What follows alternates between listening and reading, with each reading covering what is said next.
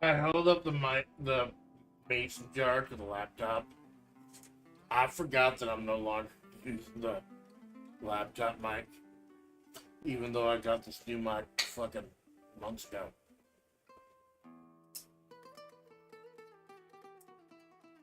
Water. I've just been drinking water these days. Like occasionally, like iced coffee, sugar-free iced coffee, or sugar-free Pepsi. But I've been drinking a lot more fucking water. Oh shit, my intro. I keep forgetting to do my fucking intro. Hello everyone, faithful Amanda Splatts. I'm drinking water. Fucker.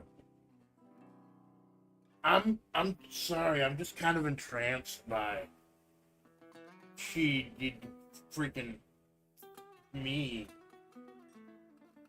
Usually I don't see the 3D model while I'm streaming, because I'll have the game going on in the second monitor, and I'll be behind that. Or if I'm doing a Zatsu, I will have the camera. I usually only turn the camera on for Zatsus. Because if I'm in fucking. If I'm in the fucking corner right here, you're not focusing on me. But if it's a Zatsu, on the bigger stage, then you're focusing more on me. So I'll turn the camera on to actually match my movements. But nah. But since I don't have a game going or anything, I just got me, and I got the open office thing going. I can like clearly see me. Oh shit! Yeah. When I do the weekly Zatsus, I slide my 3D model in front of OBS. Because I have OBS running the screen on the laptop. And then I do the important shit on the monitor. Just because it's easier for my old fucking eye guys to see the monitor. But I put the 3D model on the OBS when I do Zatsus, because when the camera follows me, obviously, it's fucking supposed to. When I turn the camera on. And it follows me, so it's literally just me staring at the laptop, moving around and shit. And when I look over at something, it follows that too. That's something cool I noticed. When using that 3D really does enhance the experience. Because Malone, as soon as Malone started using that 3D that Foxy Roxy made him, it enhanced the experience because you see the fucking giggles. You see the fucking giggles going, man. And, you see him looking at the chat and the screens and everything. It's fucking cool. But if I'm gonna be in the corner, like doing something, writing something, it's gonna take some CPU. Don't fucking. Although it's weird, I tried to shut down Steam Client Web Helper. I can't. It's fucking opening. Like, I've got a Zatsu with Lord Maulington later today in a few hours. So, we're gonna be here. These things usually don't go by, like, longer than 3 hours. And I do have a plan today. But just in case, we do have a hard cap at 11. Because we're just Zatsuing, me and Lord Lincoln is Zatsuing. That's fucking cool. Watch my hands. Watching my hands do the thing that my hands are doing. That's fucking great. And yet, it doesn't follow me when I use the last one fucking pain relief spray.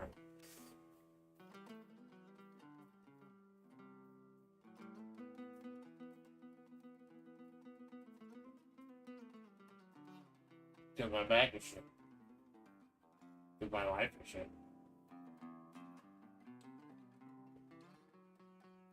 I'm not telling you what I'm using because I don't want anyone to use it as like fucking consult your doctor or something, or a physician or something.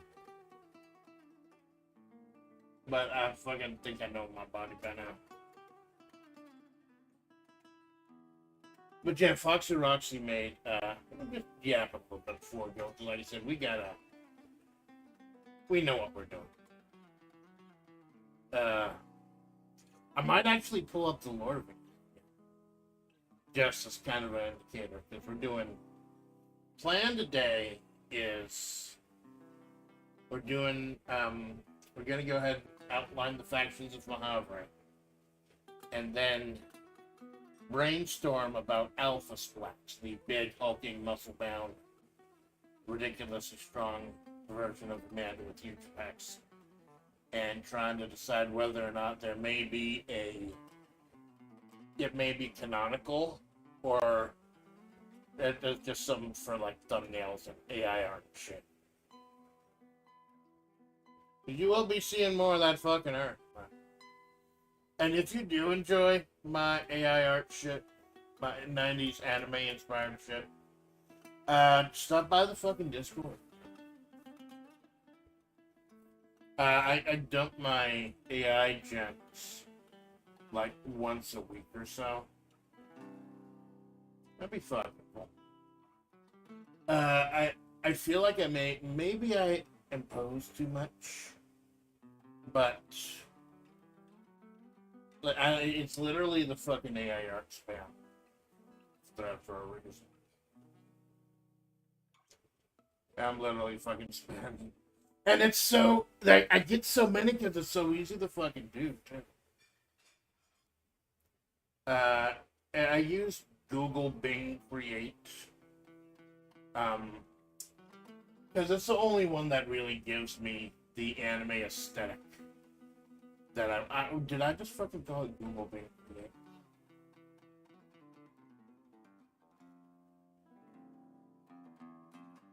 Am I that fucking dumb in the morning?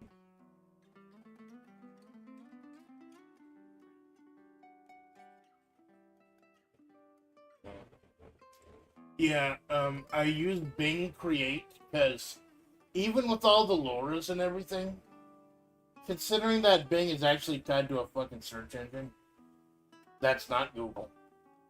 It actually gives me the 90s anime aesthetic I need more often than not. Like, if I use the right words, like 9 times out of 10, it'll give me what I'm looking for. And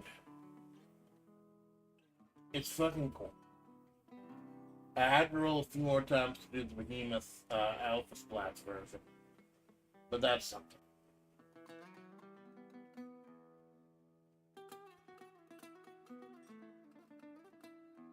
So what we're gonna do is I'm mulling over,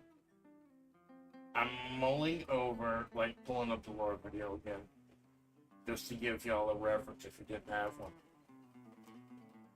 The audio was shit. I know the audio was shit, but it was Sand Ruby doing the voice.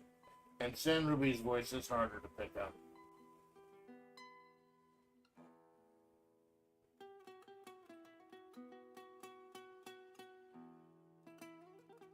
So, but I want to go ahead and delve a little bit into the factions, because you have seen representatives of each of the factions so far. There's those on the edge of town. It's the Eldritch Cult with Redleg. I haven't streamed as Redleg yet. Well, obviously, creative writing streams are out of character. So I have not streamed as Redleg yet, because I didn't picture that Redleg could actually talk. She's just a woman with a big, chunky red leg she's dragging around. She used to be beautiful once. The Redleg was kind of symbolic of Majavre itself. Like, Majavre used to be beautiful once. Then the water stopped. We might mull over why the water stopped, because it is intentionally left vague. Like the lore video says, we don't know why the water stopped. Yeah, that's what I try to do with, like, every like few months with the lore dumps when I come up with certain lore aspects. I'm not trying to tell the whole story at once. Like, you notice there are still gaps in the story. Like, where did the isekai truck come from? What happened before the night? Why did the truck get the wolf that would eventually become Splatts? And by the way, for anyone who's watching, anyone who's curious, who's been following my channel for a long time, you'll know it initially I was supposed to be an armadillo. Because the initial character was an armadillo in the Dead Sea Scrolls. But I scrapped that pretty early on. Reason I scrapped that is because I believe at the time one of the Deemer Loads was doing an armadillo character before settling on the squirrel. And I didn't want there to be two armadillos at the time, so I was willing to go ahead and back off that. So then I went to go with the coyote because of the history of the coyote in Native American history and mythology.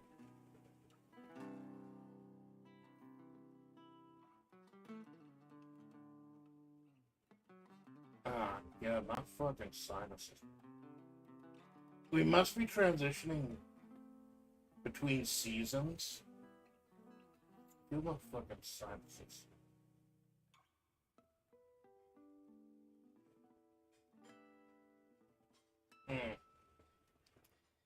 Yeah, a little bit. See who stops by. If anyone stops by, if not, it's fine.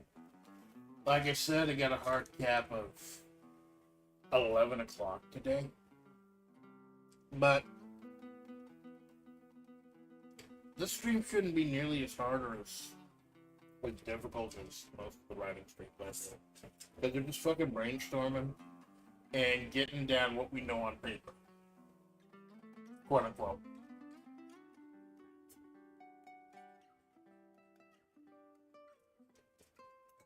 Because I don't think I've written anything down on actual paper in fucking years. I used to have a little notebook. Like a series of notes. That if I fucking look around all my old stuff from before I moved to Majavre, I could probably find old fucking notebooks of stuff like 20 years old. Like maybe from back like in 2000, maybe, like a little bit after 2000. Well, it's just creative writing. Just trying to hammer shit out, trying to make it, man. I've thought about doing that. I've thought about finding old binders, going through old, like, writing and shit, and just doing a stream where I go through one of these old folders and try to bring something that I did back then to life. Because they're just... I got these old folders full of fucking concepts and ideas and characters. And I at least got like 3 or 4 different folders full of Wrestling Federation results. Like I had, like, you know how I'm doing the PLEs now for Fire Pro. I used to do that alone. Like, just to keep my fucking sanity, something to watch. Because I didn't have television or the internet for a while back in the day. For long periods of time. So I just had fucking PS2 and Fire Pro Wrestling World, and I did my own federation and shit. I had a lot of fun and a little extra. And that's why I'm so happy that Fire Pro World is essentially Fire Pro Wrestling Returns for the PS2 with a new coat of paint. Multiple fucking coats of paint. Because I'm not going to be smart enough to, like, use the creative suite or anything. It takes forever to even create one fucking character. But as, like, holding shows and stuff like that, it's functionally the same. It's functionally the fucking same, and it's great. And like I say, it's me actually being able to do what I love. Shit that it's why the writing stream is so important to me too. It's doing shit that I love. Doing shit that I did for decades, not years, couple decades, without a single soul watching. So if I even got one fucking soul watching, then, you know, feeling good, feeling great, feeling great, feeling good. How are you?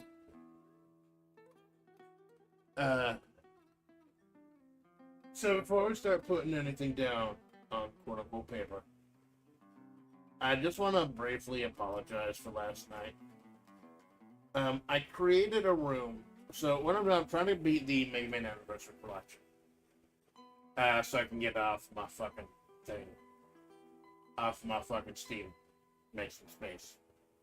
Because I may have a Steam card or not coming up.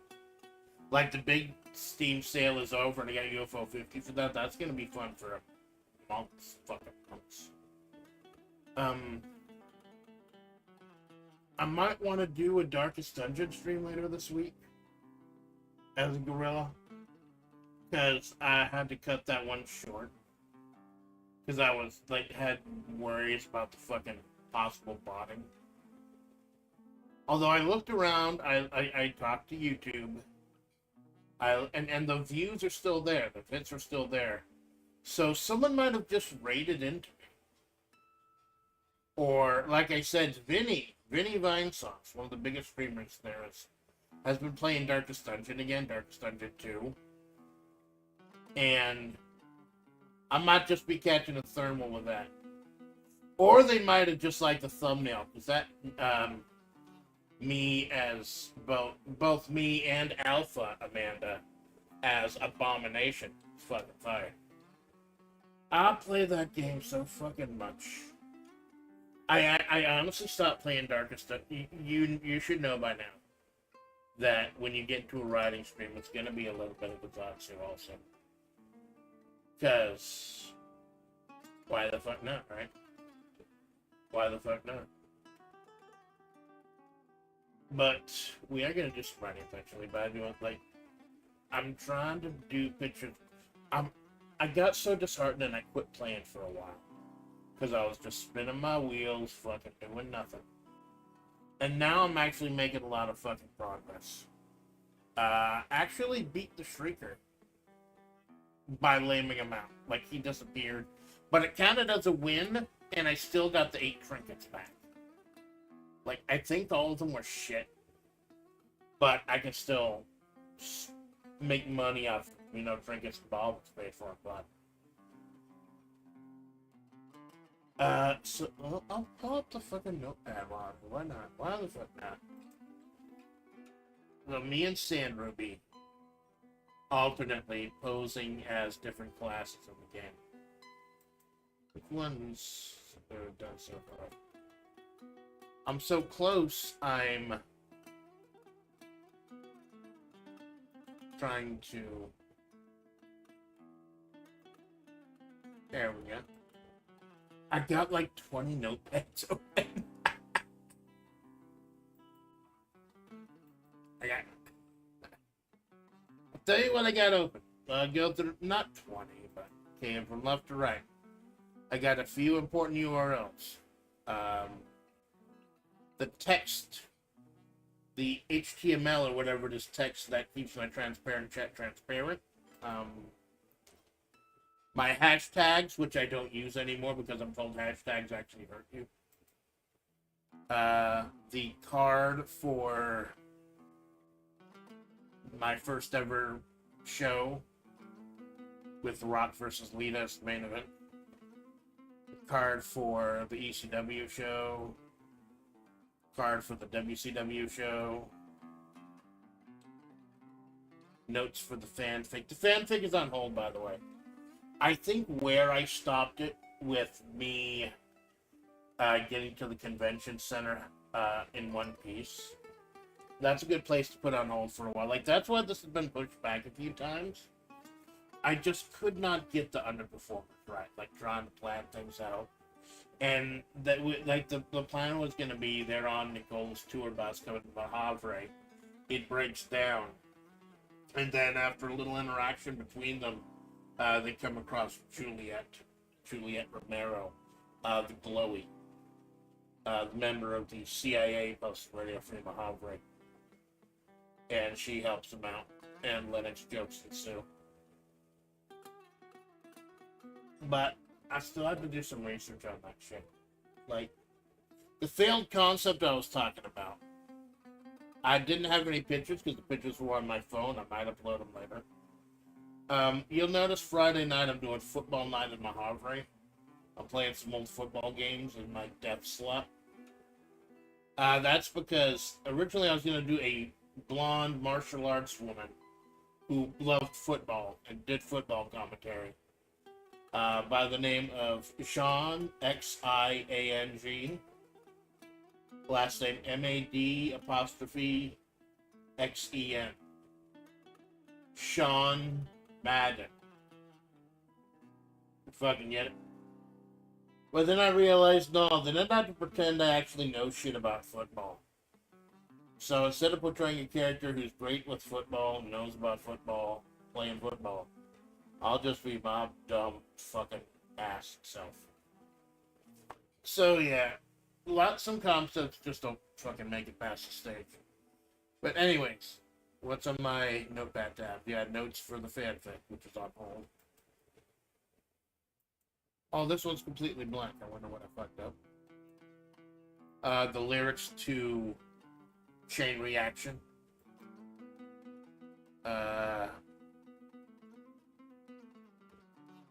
I got the card for the second bracket in the WWE. It must have actually closed the first one.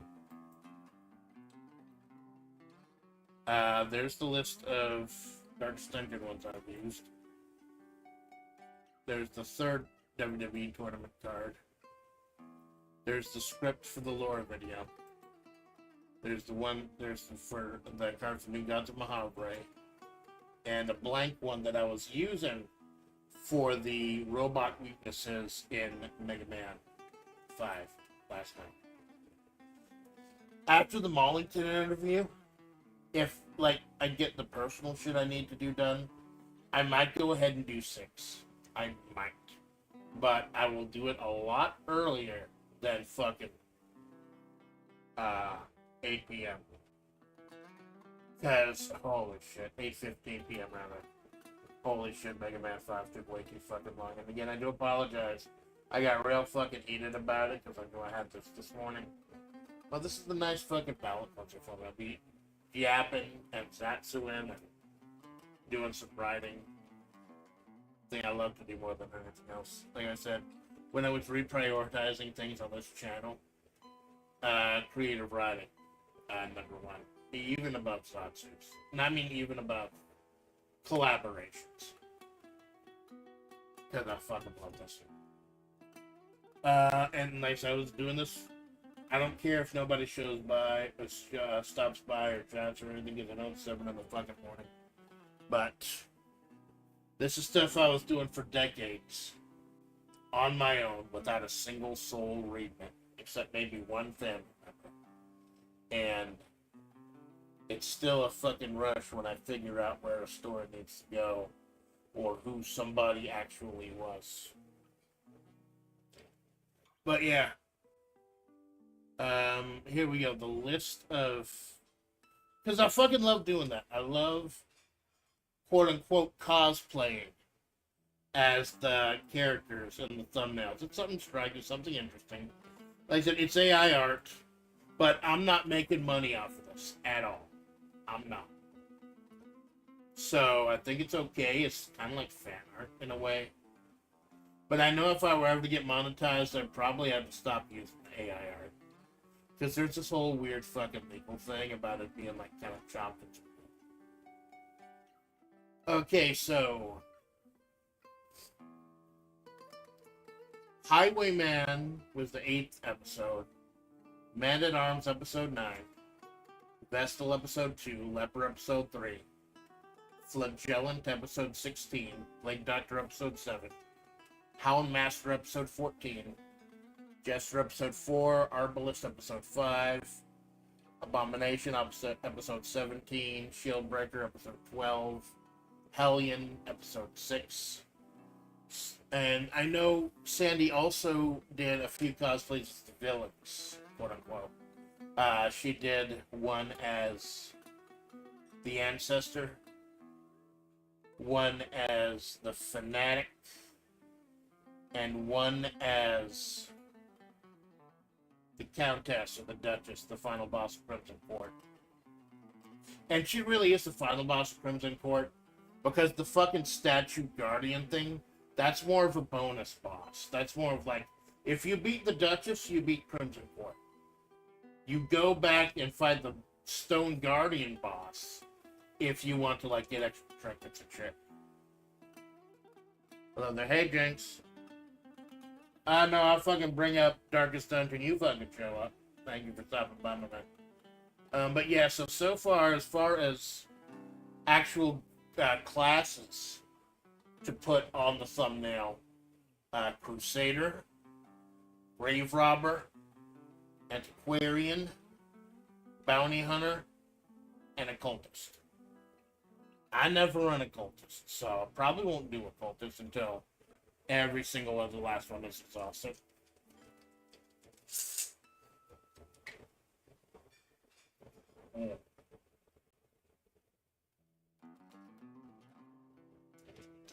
Fucking water. I got water today. I'm happy. I got a zero water picture filter. And I've tried a few different filters. I don't like the quote-unquote crisp, clean, whatever rock. Tastes like you're drinking a fucking rock. Something. No, I like zero water because it gets rid of all the fucking solids. All the solids. Zero water is about the strongest filter you can fucking get. And it even comes with a tester. So you'll know like how many dissolved solids are hiding in your shit. And I use that to make drinks and stuff. Although I've been drinking a lot more just straight water these days. Because it's been so fucking bad out there, man. It honestly kind of scares me. How hot, like I'm in the fucking desert. But even for the desert, it's been a very warm March. And considering how cold January and February were, that kind of fucking worries me.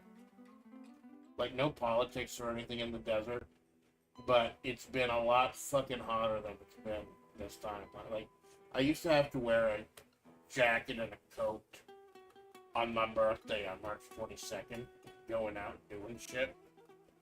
This year I had to turn on the fucking AC to the fan. So I don't fucking know, man. The world is fucking weird and wild, and that's why I prefer Majavre sometimes.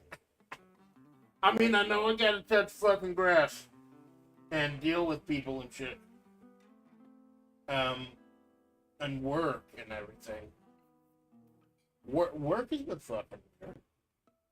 Like, I can't get into it, but I did say that on Twitter that on the week I was gone, my birthday week last week, they started furloughing people and they started reducing the workforce. And that scared the fucking shit out of me. I was honestly fucking worried about getting fired. And then like 3 or 4 hours into my shift, my department head, this is like the third fucking department head I've had in like as many months. It's fucking horrible. Because there's no consistency, man. There's no consistency from head to head. I gotta start all over again. So I talked to my new department head. She's actually a pretty cool person. She's cool. She listens. She, at least I hope she fucking listens. We chatted a bit. And like I'm fucking terrified. You know, I'm an old fucking hag. I've been there for God, what, 6, 7 years? I started there shortly before the pandemic, and the fact that I was there during the whole pandemic, kind of endeared me to some people. And that's probably one of the only reasons I had a job during a lot of the previous downturns. But this one looks really fucking bad. Although I did a little bit of a head count, maybe I shouldn't have. I did a little bit of a head count, and it looks like everyone in my division is still there. So, maybe things are gonna be okay. But yeah, my new division head called me in, quote unquote, called me in because I'm working remotely. They stopped, like I know how long I have to do the physical aspect of my job. I'm working remotely, so it's just all the paperwork aspect. And I just come down to the fucking job site if I need to do something physical or meet with a client and demands to meet in person. I had to put on the fucking suit and everything. And I was fucking terrified that he was just gonna put the old fucking hang out to pasture. And he said, hey, I just wanted to do your quarterlies. You're doing fucking great. Your leadership potential. Good news is, your leadership potential. And we really want to move you up out of middle management and up to upper management. Bad news is, with the company restructuring right now, we don't know what upper management's going to look like. So that's off right now. But holla holla if you want to start working overnights. Because I thought about doing that too. Because I'm doing mostly paperwork and shit, and I could just, if they get someone else to deal with the clients, or maybe I'll deal with like maybe certain overseas clients. Because this time of day that I'm up, it's great for the fucking Euros, and I've got a lot of fucking great friends in the UK and other countries. It's fucking cool, like James. Fucking Euro bros. So if I work overnights, I can get off at like 6 o'clock. I can prepare for a stream on my lunch break and get off at 6. Stream at 7, my usual 7. Yep, degenerate fucking gambler. Go however long I'll fucking want. As long as I get like 6 hours of sleep, I'm good. Like, at the very least, I need 4. But if I get 6, I'm good. So that's there's basically, now that I'm back at work, there's gonna be a lot of fucking balls on here. So I'm not gonna be streaming. Like, last week was a fucking anomaly because of my birthday and everything. And it also reinforced why I don't stream on Saturdays anymore. Because very low numbers from my birthday stuff, but I don't fucking care about that. A lot of that was just stuff for me. I think the thing that got the most views was the joke stream. The joke web fishing stream. Because the joke was that I was going to stream until I hit the level 50 cap in web fishing. And I was already more than halfway past the level 49 cap. I think it took like 20 minutes. But yeah, so just letting you all know if Amanda Splatts. A lot of fucking balls in there right now. May not be hearing nearly as much from me as you usually do. It depends on how work goes, and if I end up getting downsized, if I end up getting fucking furloughed and have to look for a new job at my age, I'm gonna have to just, if that or something happens with my family, I'm gonna have to disappear for a long fucking while. You'll not hear from me. And I can't guarantee when I will be back. That's why I felt it was so important to bring it back around. That's why I felt it was so important to get the lore video done. and get the lore-filled karaoke done later that night. Because you notice several things in the video. I pointed this out during the weekly Zatsu Sunday night.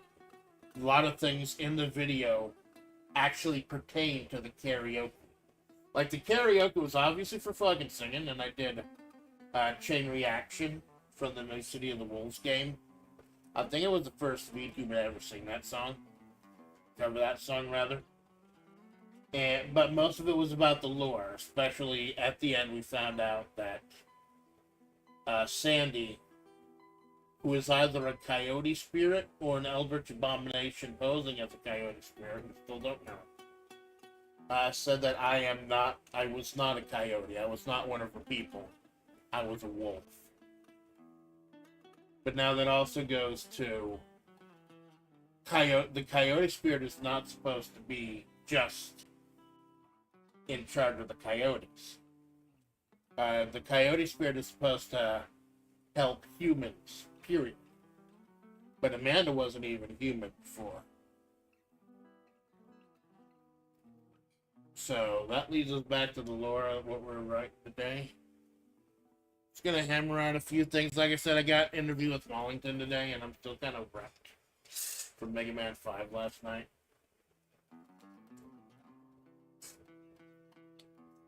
I'm a bit of a block in the fanfic. So we're just gonna go over what we know and see if we can make big hulking muscle-bound Amanda, Alpha Amanda, canonical somehow. So let's start with the factions of Majavre. Maybe audio may be changing a little bit because I was leaning back on my bench. Now I'm leaning forward on my bench because my setup is a little fucking weird. Because I got this big fucking bed in the middle of my studio apartment and everything has to go around. It's a great fucking bed. But it's way too fucking big. But should I?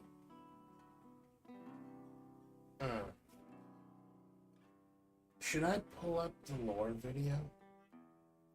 Because I can't actually hear the lore video unless I, like... What I was doing was I was pulling it up as a media source. But if I pull it up as a window... and just share my desktop audio, I think I could probably just do that. Put on my headsets. Let's fucking try it.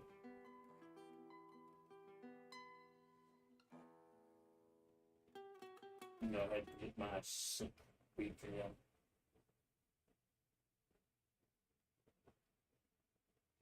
Oh, look at my hand. Not bad. Sliding around. You might find my super videos.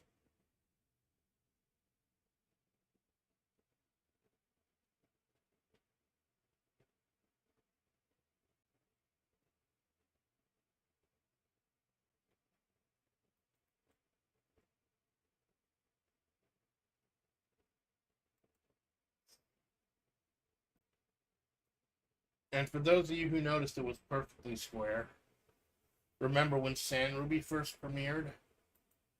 Her videos were also perfectly square in the same resolution, 666 by 666. So that was your indication that it was Sandy giving a confession. Okay, so turn on desktop audio. I'm going to forget I turned on desktop audio. I'm just going to fuck up all the things for that today. I apologize in advance. I'm a dumb bitch. So, window capture. Lower. Yeah.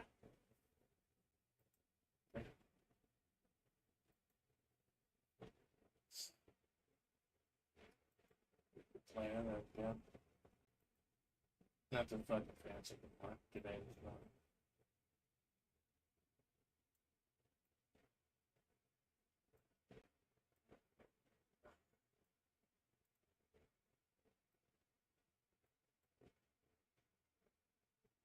Do it over so you can see the whole air. Yeah. Now, it's not set up to just be played through like a video source. It's set up to be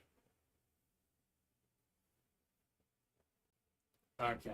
It's set up to actually be captured on the desktop audio, so that should fix that problem. Skip for it because like within the first couple of minutes is silence. That's what the music thing.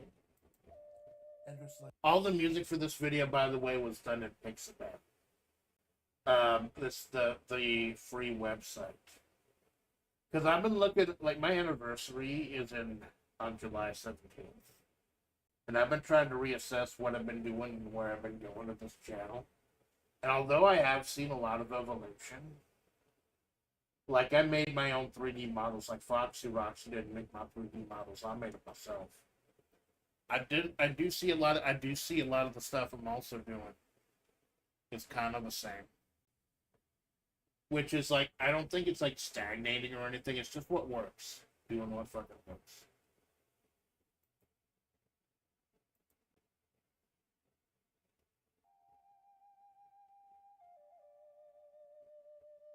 It was once a sacred place, a holy place. Ender/green. Yeah, I should have turned the audio up for this because Sandy's voice is a lot harder to hear. Feels to what creatures of all sorts roamed. Remain so, as people believed. So that's the first. That's the first faction. The water bearers of Majavre.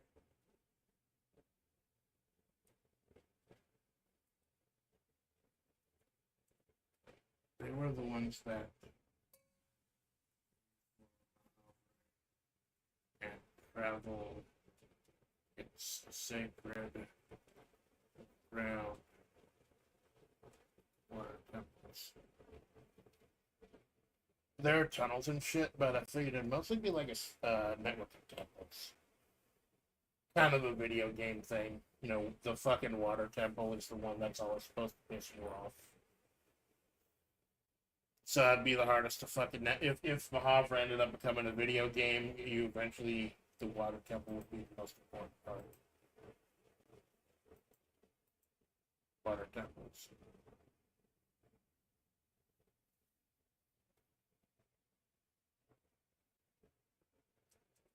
The ones human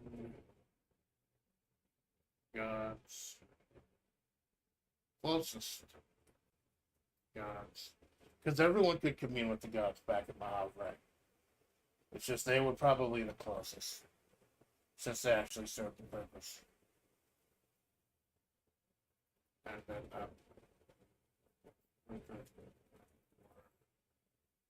right.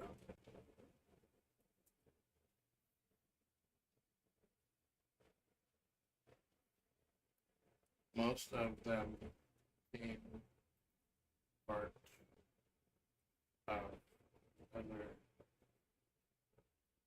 factions. Some of them left Majavre. And a couple of them have. How do I say it without getting that? May have. How do I say it without getting fucking dinged? May have given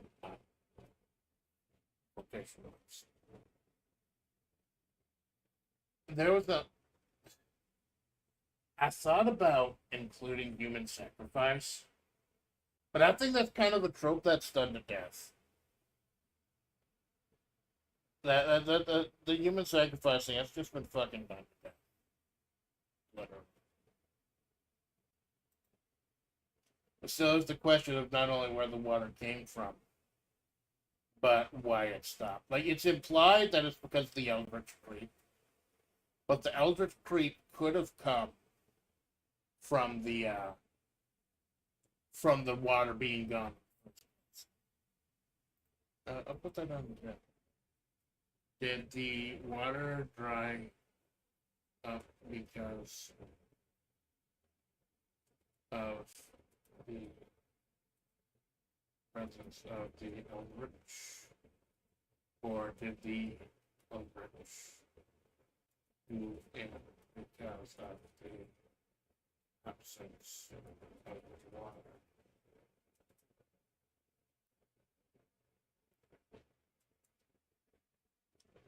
TFD, time flows differently. The fact that time is not flowing properly in the place in Majavre, that things are strange, and that events cannot be specifically hammered down in a certain sequence. That just goes to.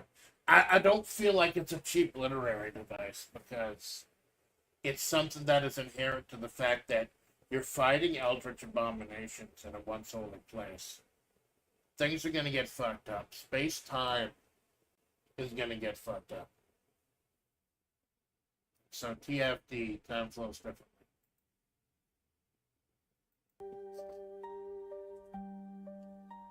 One day the water just... This picture broke my fucking heart. When the gen came out, this picture broke my fucking heart. I didn't even notice that the face of the thing on the left on the throne is all really fucked up. Really fucked up. I am attributing that to the eldritch presence that moved in as soon as the water was gone. Stopped. This rich underworld of holy water just dried up. People were shocked. Had they not showed the gods, the land, each other, and of love and respect? The gods stopped talking, and those who searched for answers on their own never came back.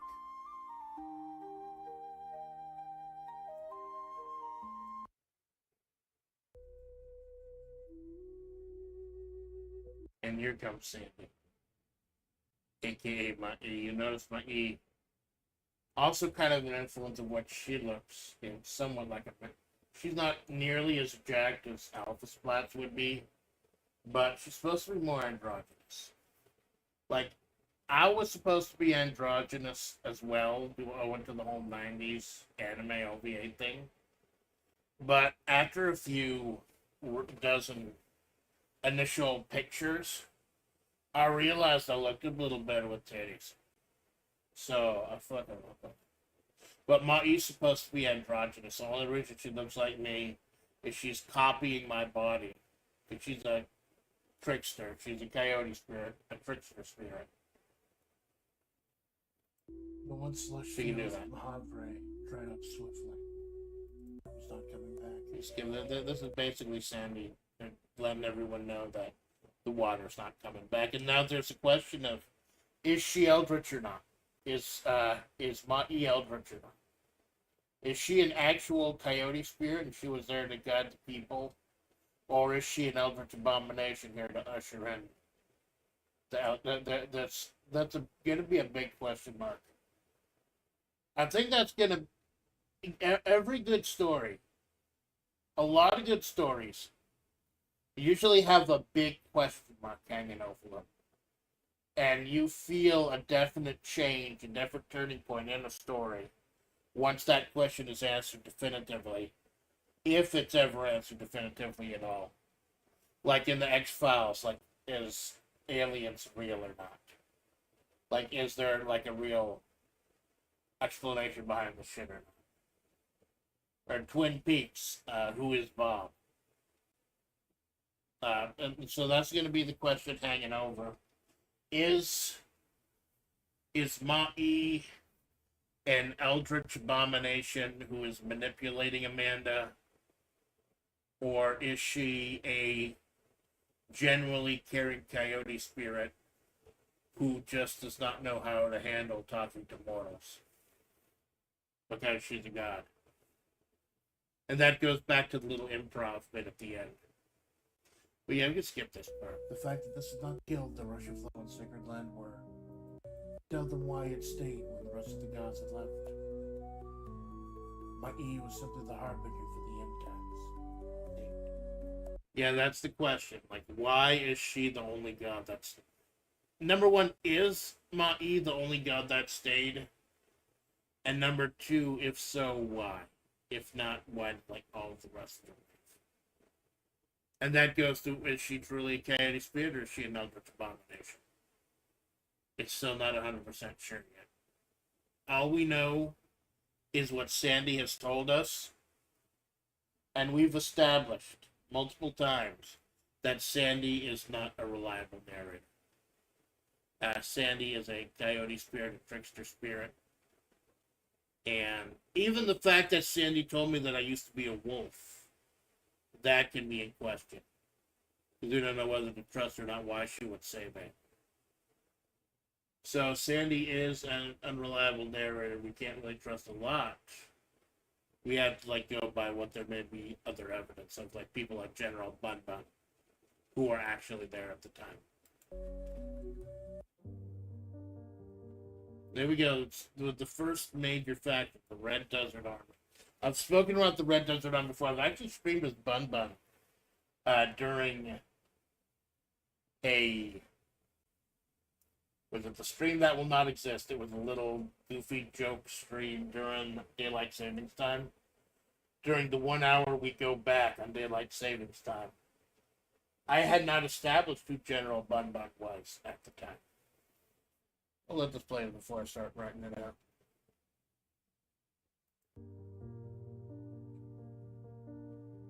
The response to this fall from grace for this one sacred land were varied, to put it mildly. There were those who took up arms, trained each other as best they could, and fought back against the advancing darkness. They were the Red Desert Army, a small militia that kept things at the edge of the desert at bay, and tried to instill the hope that this place once had. Okay, so there are a lot of strange factions in this story. Like if you're into D&D, they're the alignment system and everything. Red Desert Army would be the lawful good. I guess the water bearers of Majavre would just be good, maybe.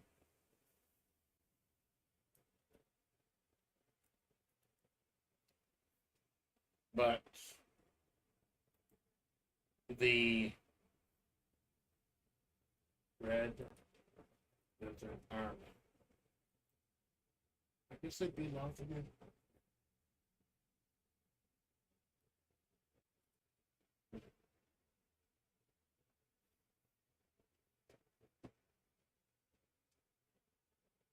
A small militia formed of former water bearers. Someday, if the water bearers are needed again, they're gonna come from all different sections. Like, I have not 100% thought about who Red Leg used to be. I wanted Red Leg to have a surprising role in the story, because, like, anyone could go mad and become one of those on the edge of town. I figured maybe she used to be the head of the water bearers or something, but I don't know. All we know is that she used to be beautiful once. But as far as the Red Desert Army goes, the law for that small militia formed of former water bearers and locals took up arms, fight against the Eldritch presence that invaded once the water stopped.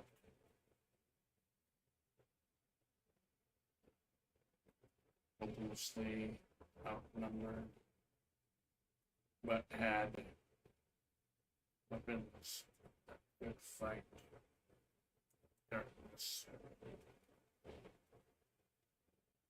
Owing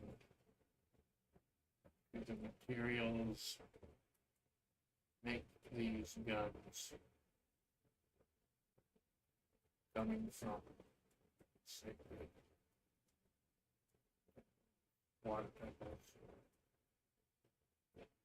It's really hard to fucking type with the setup I got now. Because the setup I got now is the setup for typing. I've got the laptop in a stand, so it doesn't fucking die of heat like it did almost last, but that's fucking weird. I went to the materials, pillows, and constructed it by.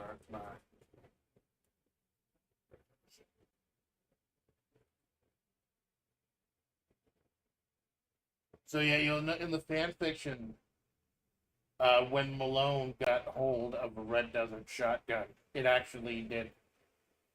It blew out. Um, it blew Sandy's brains out, but didn't kill her. Didn't even seem to phase her. Like it blew her head off, and she was still able to talk. So the question is, I'll type that down. What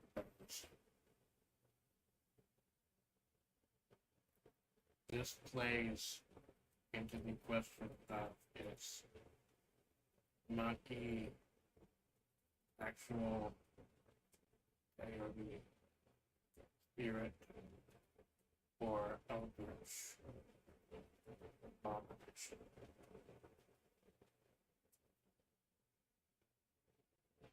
When Malone got her in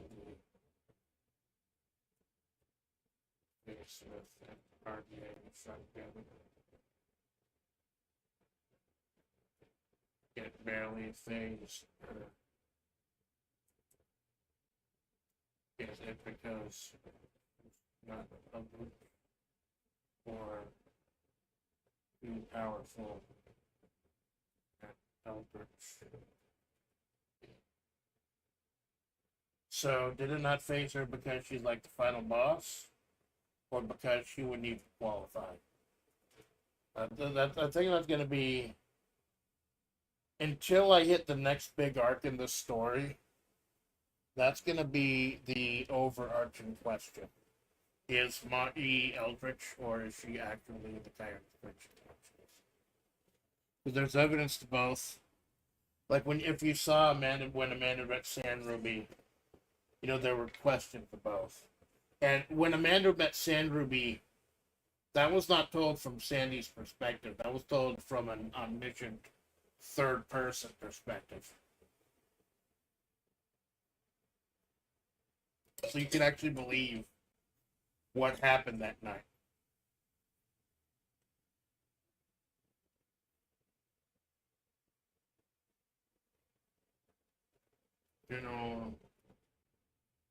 Beauregard Bum Hausenpfeffer.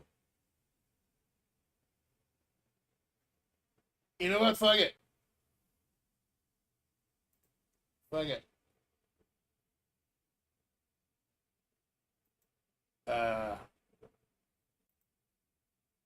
Why the fuck not? Let's get back there.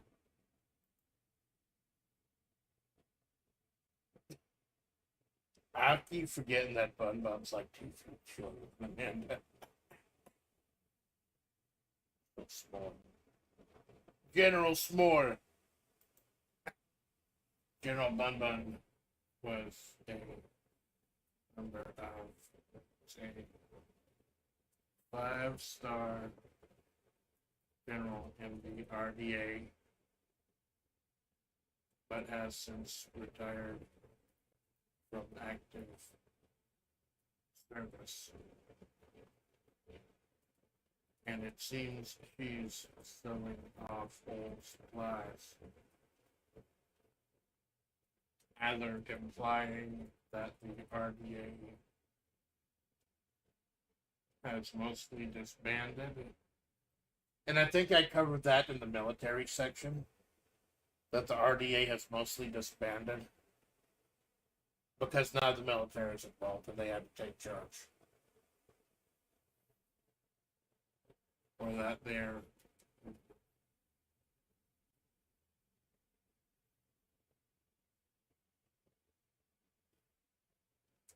It is not clear when the RDA disbanded or when Bun retired from active service, because time flows different. And the scars on Majavre that made time flow differently happened, I believe, during the war. During the RDA and the military's fight with the Eldritch. And those on the edge of... I think those on the edge of town probably emerged mostly after the war. Getting fucking mind broken. Yeah, small militia, lawful get. Small militia formed of water bearers and locals who took up arms to fight against the Eldritch presence that invaded once the water stopped. It's still unclear whether they're the ones who stopped the water or whether the water stopped and gave them an opening to move in. Hopelessly outnumbered, but the weapons that could fight in the darkness owing to the materials that made these guns coming from the sacred water temple that constructed in part by the water bearers. So as plays the question of Visma'i an actual coyote spirit or eldritch abomination. When Malone shot her in the face with an RDA shotgun apparently phased her. It's because she's not eldritch or too powerful. General Bumba was a 5-star general in the RDA, but since retired from active service. It seems she's selling old supplies, either implying that the RDA is mostly disbanded or that they're regrouping. It's not clear when the RDA disbanded or when Bun retired from active service, because time flows different. Several old RDA members still regularly at the FW. Is VFW the right term? I'll double check. I think VFW.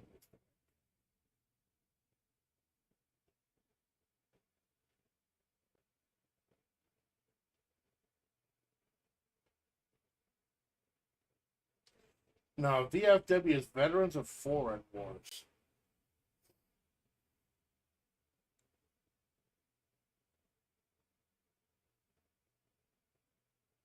It's for Veterans of Foreign Wars.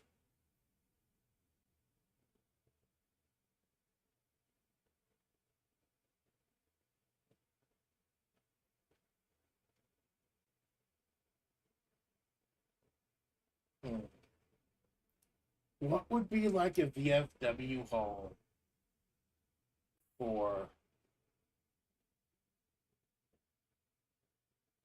What would be a good term for a VFW hall, but for war that was fought on their soil? Maybe just Veterans Hall. Yeah, this Veterans Hall. Veterans Hall. Several RDA members still meet regularly at the Veterans Hall. So Bun's got a posse. So if I ever wanted to bring in like another, I got to be too careful. Like back in old role playing sessions with old friends, back in the day, doing like mutual storytelling and stuff that would last 2 years at a fucking time. I had the issue of bringing in too many characters at once on my end, because I would always DM, quote unquote. Like they weren't actual Dungeons and Dragons and shit, but they were just like storytelling. I'd be the one directing the story and everything, which they didn't mind because they liked following in and guiding the story with their actions. But yeah, that also opens the door to not only future members of the RDA, but also future members like former water barons. Like the whole, I guess they'd be the mages. I guess. for like more D&D type parlance, or the sages, man. The water bears are like the sages. Alright. It's Sandy up in here. Who's next?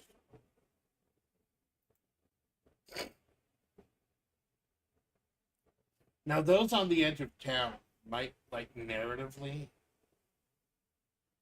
like, be a problem. I'll do the No Church Sandy.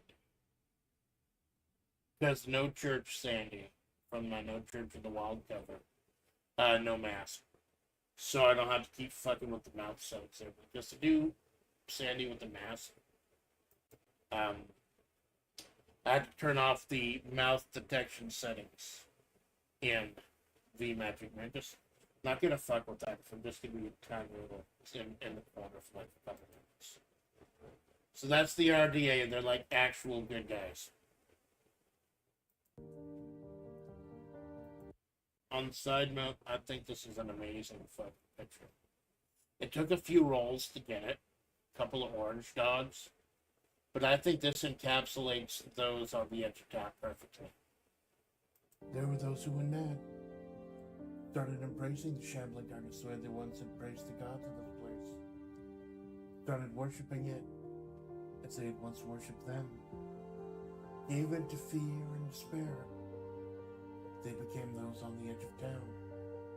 The eldritch cult that started worshipping money, possibly not knowing the truth of the situation, possibly knowing too much. That's the whole thing about Lovecraft. Like, you get fucked if you end up knowing too much. Absolutely fucked. So, those on the edge of chaos.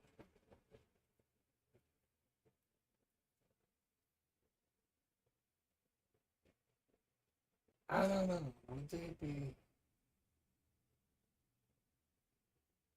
This is fucking weird. Would they be like lawful evil or chaotic neutral?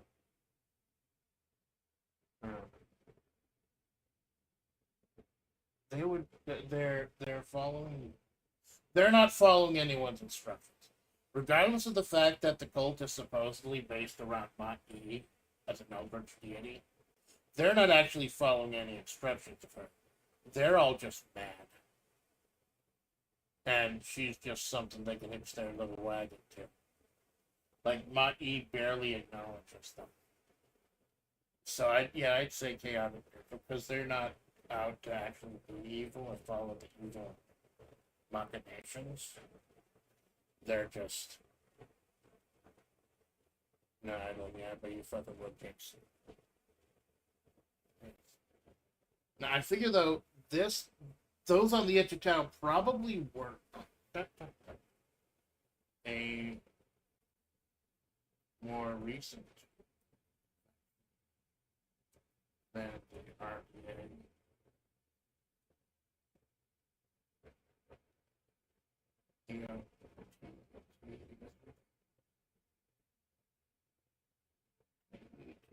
On the of probably would be part of circus for those who've been mad.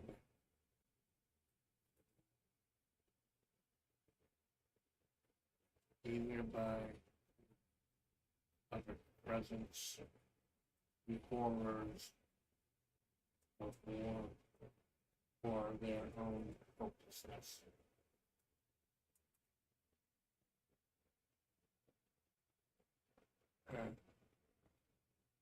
Their own hopelessness, yeah.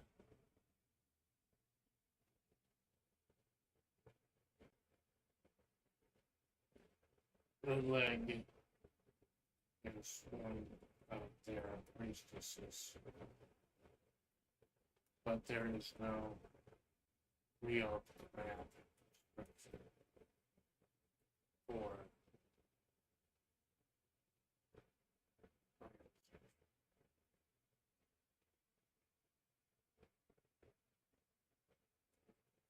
members of the water bills and RDA are dictated. Because I figure if you're in the RDA and your body gets held with abomination for an unknown amount of time, you're not having a good time in the fucking thing. So they probably saw more of a horse than anyone else for fighting back. And I just picture there's gonna be a point where General Bun Bun fucking loses it because she recognizes one of those at the edge of town as one of her colleagues. Just couldn't fucking do it.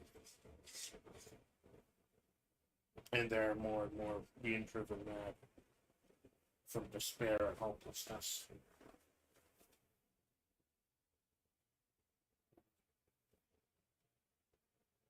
They seem to gravitate towards Maquis cave and worship her, for she hardly recognizes them.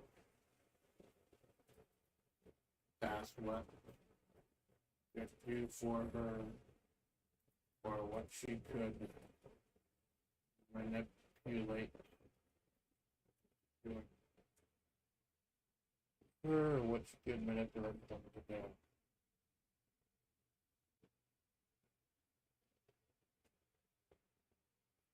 If my E is really Eldritch, you would just see people as pawns or spent assets. If my E really, my E is really. I know it. I know she's the same person, and I try to use the terms interchangeably, but I try to refer to more as Ma'i when I'm talking about her as a god or as an eldritch figure, an important. And then I talk about her as Sand Ruby, which is a Final Fantasy IV reference, by the way. You were looking for the Sand Ruby in the original Final Fantasy IV fighting the Ant Lion. I think that was changed in later translations, but that was the one I played Final Fantasy IV initially, with the Sand. Ma'i's really eldritch, you just see these people sponsored by taxes. If Ma'i is really Naomi,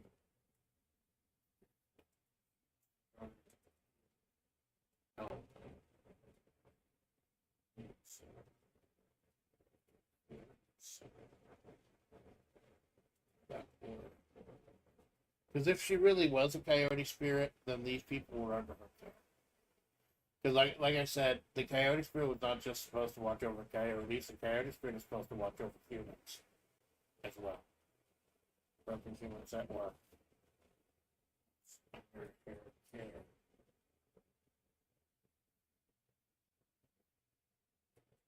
This also goes like the water. Right. He is Eldritch. Why he is Eldritch?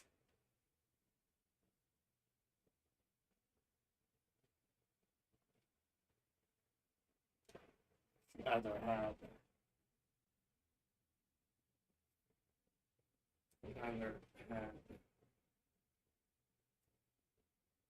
hand and stop it low, or at least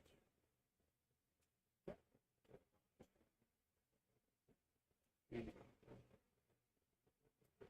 if he is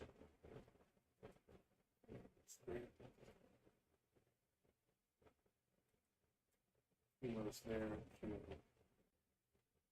lead humans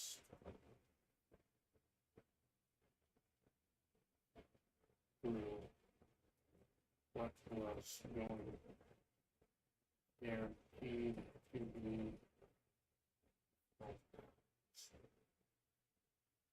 Because obviously, once the water stopped, things got really fucking bad. And there's also the question of why she's the only god that stayed there after the rest of the gods left. So yeah, those on the edge of town, chaotic neutral. More recent faction in the RDA, TET were those driven mad other by the elder presence, swords of war, and their own hopelessness. Red Leg is one of their priestesses, but there's no real command structure or organization. Former members of the Water Bears and RDA are included. They seem to gravitate towards Ma'i's cave and worship her, although she hardly recognizes it. That's what they can do for her, or what she can manipulate to make it do, because she is a coyote spirit. Coyotes are a fucking trickster. That's why Sandy kind of works as an unreliable narrator. Because she is a coyote spirit, or a denomination opposing its coyote spirit. That makes sense if she's unreliable narrator either way. If Ma'i is really eldritch, she would just use these people as pawns or spent assets. If they carried threats, she's trying to help these broken humans that were once under her care. She also goes to the night the water dried up. If Ma'i is eldritch, she had a hand in stopping the flow or was capitalized on it. Where she's a coyote spirit, she was there to lead the human through what were guaranteed to be difficult times. So basically, they're the cult. That's a whole fucking paragraph to say those on the edge of town, that's the cult.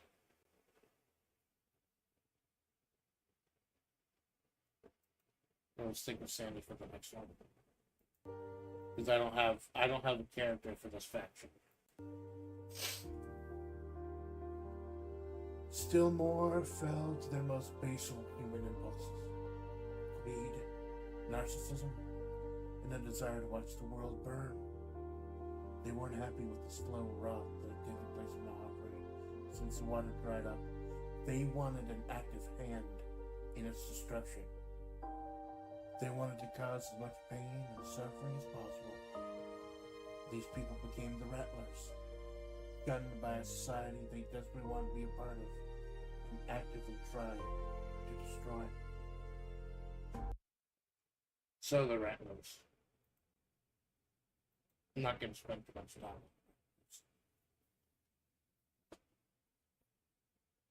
The Rattlers. True evil. True, not chaotic or lawful evil. I don't know, maybe the term would be neutral evil. Underlying evil. Because they're neither lawful nor chaotic. They're just evil for evil's sake. Evil for evil's sake.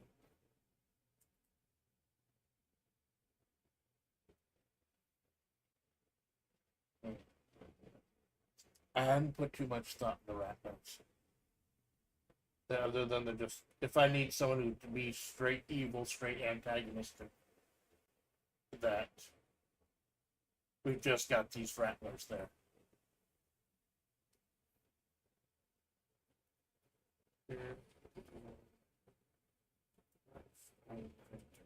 Now, the difference between the rattlers and those on the edge of town is the reason that those on the edge of town do what they do is because they don't have their functions anymore, their faculties anymore, they're broken mad. In a way, a lot of them don't even have control over that. The rattlers are in full cognizance of what they're doing. They're fucking evil. I guess it kind of someone that the other, a reason for the other alliances to other organizations to team up if necessary to take down Rattler. Want to entering and chaos and destruction.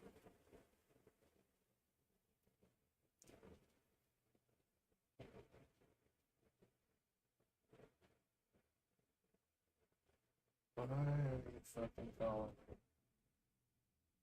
On my day off.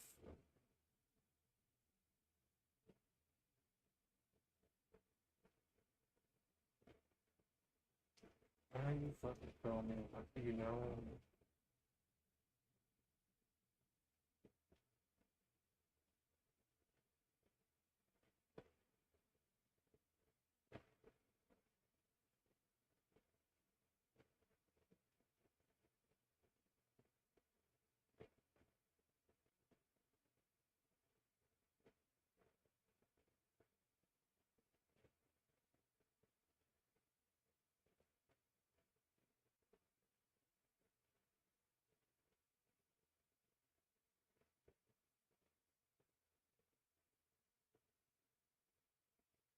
Hold on, I'm sorry.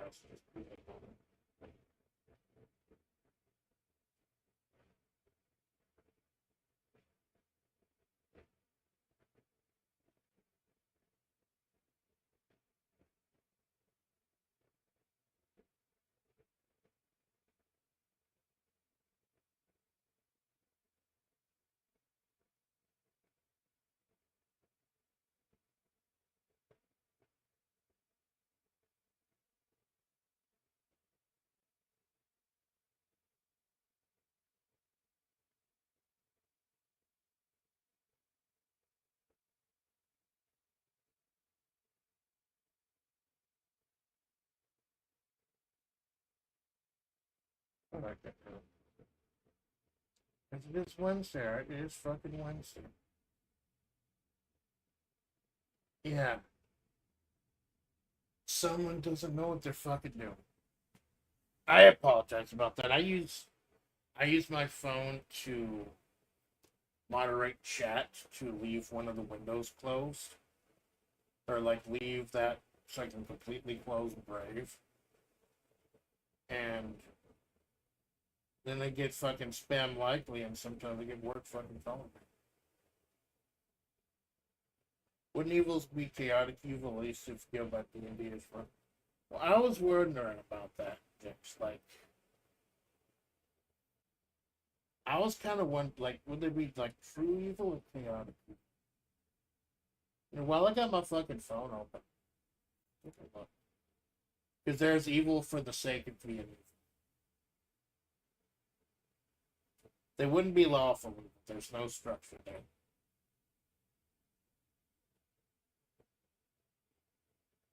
Chaotic evil.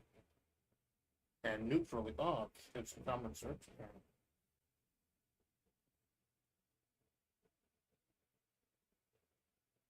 Oh, here we go. Thank you, Reddit, from 2018. This. Chaotic evil characters are driven by arbitrary violence, greed, hatred, and bloodlust, while neutral evil characters prioritize self-interest and are willing to harm others to achieve their goals, but without the same reckless disregard for rules or yeah, chaotic evil. You're right, James. You're right. They'd be chaotic evil.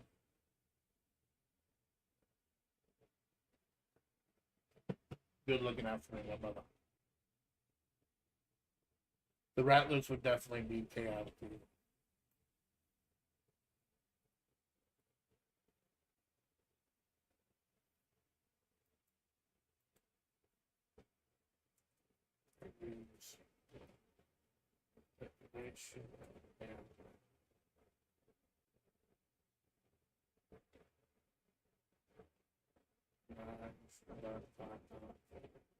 About violence.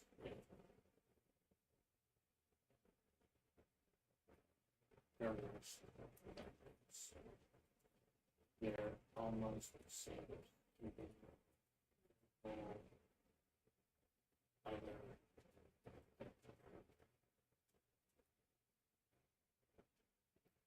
There are some people who say, like, in writing, it's not good to have, like, those absolute pure goods and absolute pure evils.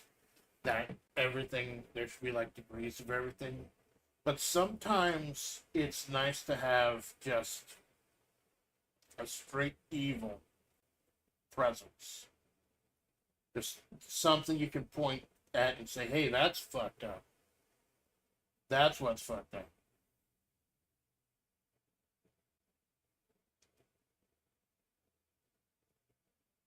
Alright, wait, go back to chat on my phone.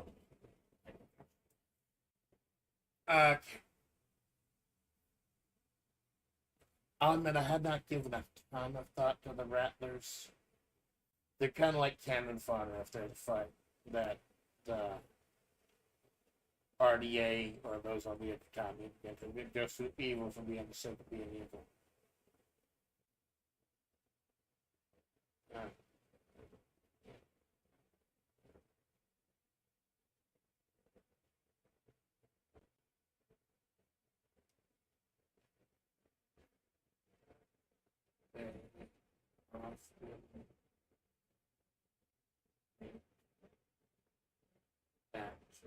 diner.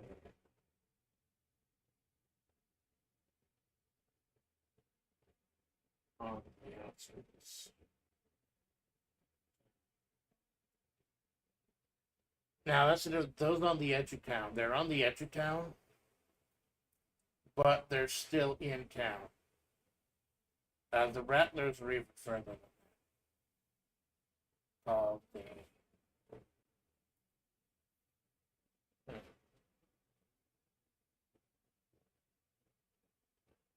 The Salty Spittoon.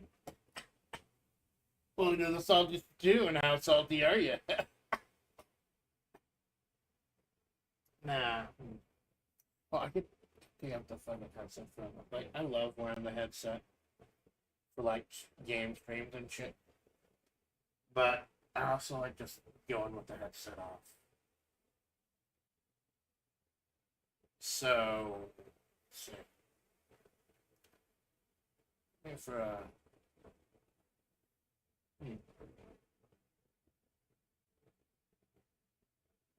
you know, I forget what movie it was, but wasn't there like a Cloverleaf diner or a Cloverleaf cafe in some movie? I forget the movie. I'll have to look it up sometime, but I remember there's like a Cloverleaf diner.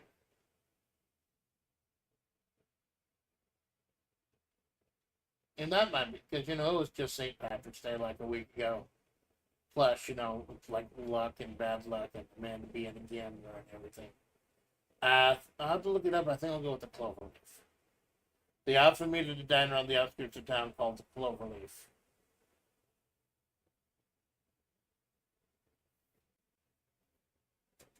A dive. Nobody else. Because it's just them. Like, you're not going to the Cloverleaf if you're a normal person or a good person. You're going to the Cloverleaf if you're an evil person doing evil things. Or if you're just misguided and you don't know, like, how bad things really are there.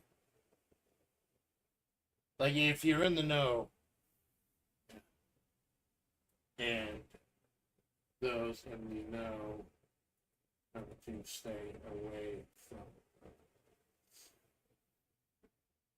Because if you go into the Cloverleaf, you know you're wading into the Rattlers' territory. And the Rattlers will fucking have their way with you. And but otherwise, they're just there to cause evil. So, like, if we need a big fucking fight scene involving all of our pro tags with the various different factions they're part of, then it'd just be the Rattlers and just go to the club. It's gonna bug me. It's gonna bug me. I don't know what movie like the Cloverleaf Diner is from. Probably a weird, obscure one. Water. The power of water, baby. Part of the reason, like anyone who's been from my channel from the beginning, number one, fucking thank you. Number two, you know I love swimming in real life. And Amanda loves swimming too. That's why I put a pool outside the. I don't have a pool here where I live. I wish I fucking did. But there is a pool at the Motel California where Mandy can swim whenever she wants. And I'm a fucking water baby. I love swimming. It's because, you know, I got fucking the chronic pain issues. And that's part of the reason why Marty/Sand Ruby is so grumpy, because here she is copying Amanda's body, copying Amanda's flesh. And ha ha ha, joke's on you. Amanda's body is absolutely fucking broken. Now not only do you get to know what it feels like to be a human, you get to know what it feels like to be in agonizing fucking pain all your life. Constantly. And that might have changed her mindset a bit. That might be something she's still dealing with, and why her attitudes towards Amanda may be so seemingly random. Because she's only now, with her body rotting away the way that Amanda's body is rotting. And she's relatable. Exactly, Jinx. It's relatable. This woman, and that actually goes back to the earlier in the lore video about, or at the end of this lore video, where Ma'i says that you could blame the fact that she's a god and is not used to dealing with humans.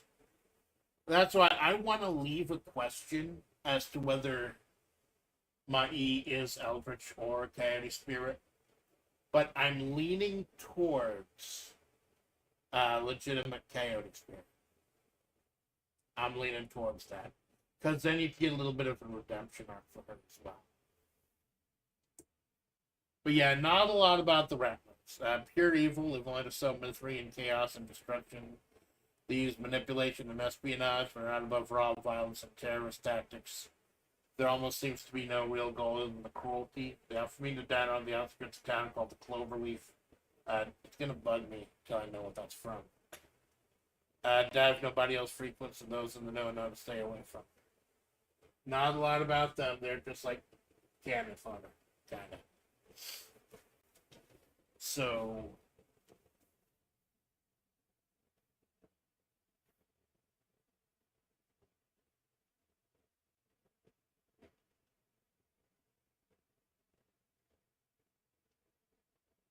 now we get. Oh, go ahead and load her up now. Now we're getting to the military, like the U.S. military. And Juliet Romero.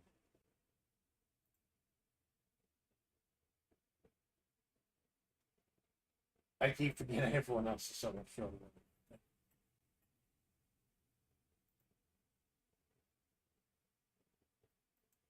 So yeah, now we're getting to the military. It was initially hinted at in Juliet's first ever stream, the lo-fi stream, that this is a military installation, but now, yeah, it's obvious. Radio through Majavre is a military installation, part of the military installation. And she's with the SIT. Because you see, there's all the women with their eyes in shadow. Eventually, try as the Red Desert Army might to save their homeland, the military had to get involved. Shotguns and Molotovs gave way to tanks and rocket launchers. Between the RDA's knowledge of the arcane and the seemingly endless amount of money the government was going to put into the operation, that's kind of a hint. The fact that the government is going to throw so much money at fighting the Eldritch things in Majavre and sending out elite units and propaganda, not propaganda, but yeah, propaganda, like Juliet. There's a big question there. Why would they do that? What did they do? The darkness is finally beaten back.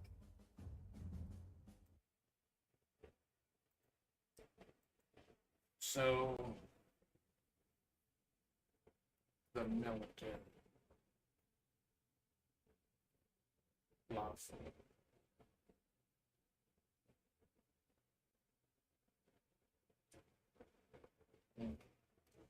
Now, this makes me wonder. The military would be lawful good in this. Like, regardless of how you feel about the actual government, no politics, I'm solely talking about in context of the war in Majavre. So, would the military be lawful good? Or just strict lawful good?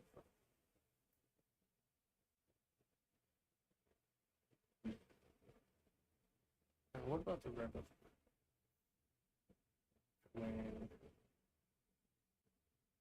They are like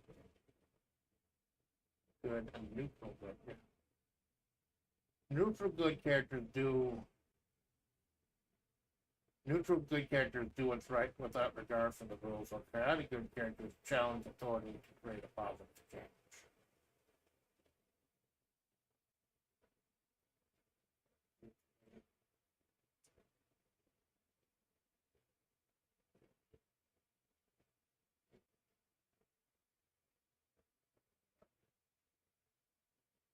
So I'm thinking there may be a good,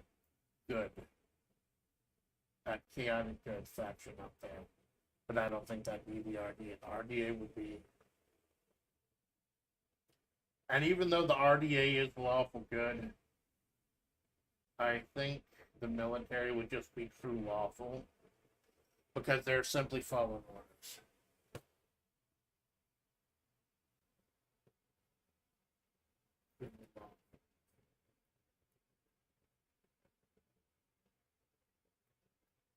After the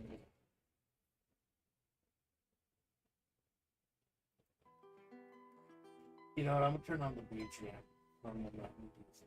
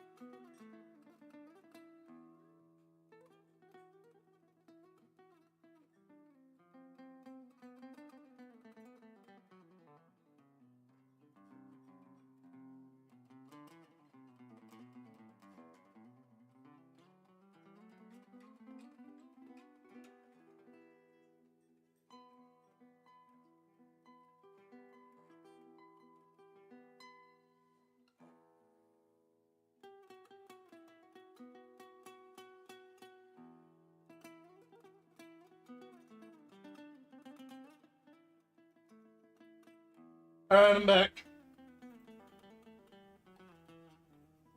I do apologize. Without getting too into it, or grossing anyone out, I'm just going to briefly say that when I take my time in there, thank you, James. When I take my time in there, as opposed to rushing and forcing something to get back in a timely fashion, I notice that helps with like my health and everything. Don't want to force anything there. So you have the military. The RDA came first. I wouldn't say the RDA failed, but they weren't making as much progress as they needed to. The RDA were not failing in the fight, but they were not making progress.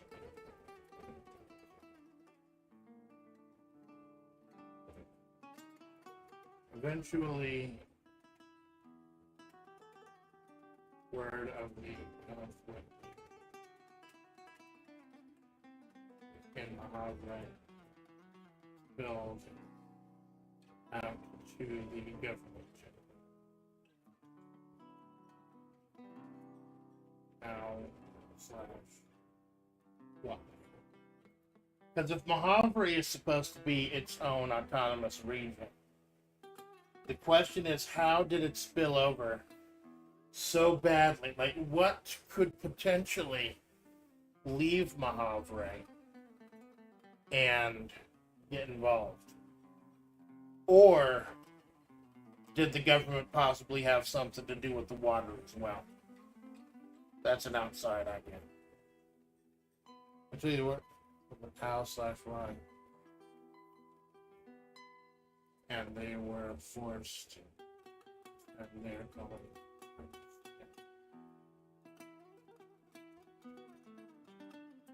They had far superior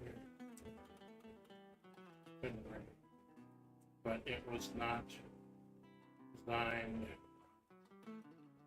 to fight back with rich horrors.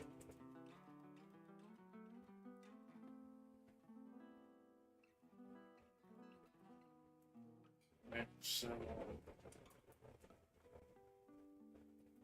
military probably mad in those early days and are now part of those on the edge of town.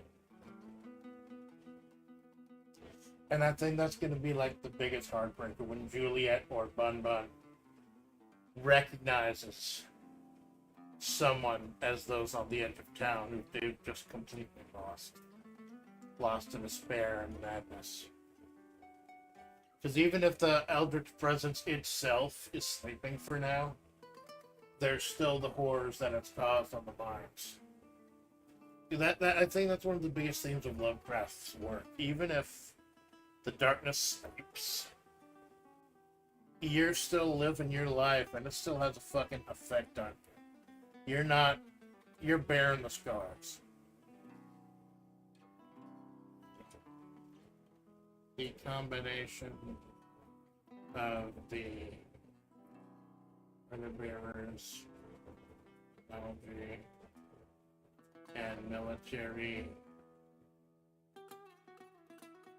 tech and money produced weapons that could actually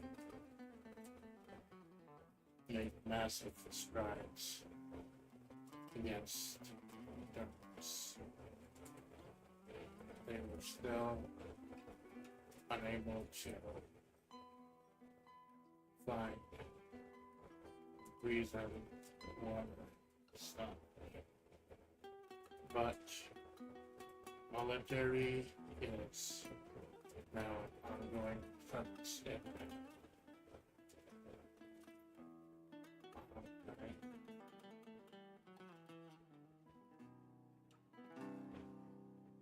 Off fucking bad. I gotta stop using this shit so much because eventually it's gonna stop fucking working. And I'll need to get something different. They were still able to find the reason the water stopped. Military is now an ongoing force in Majavre. Really sense.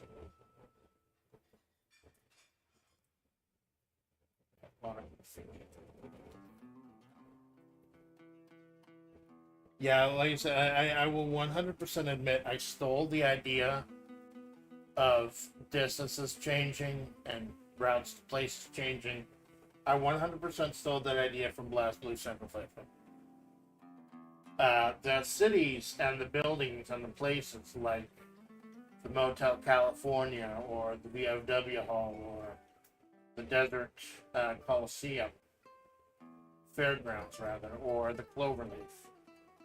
Those are all places that it's like you leave that area and then you wander the desert like a fucking loading screen.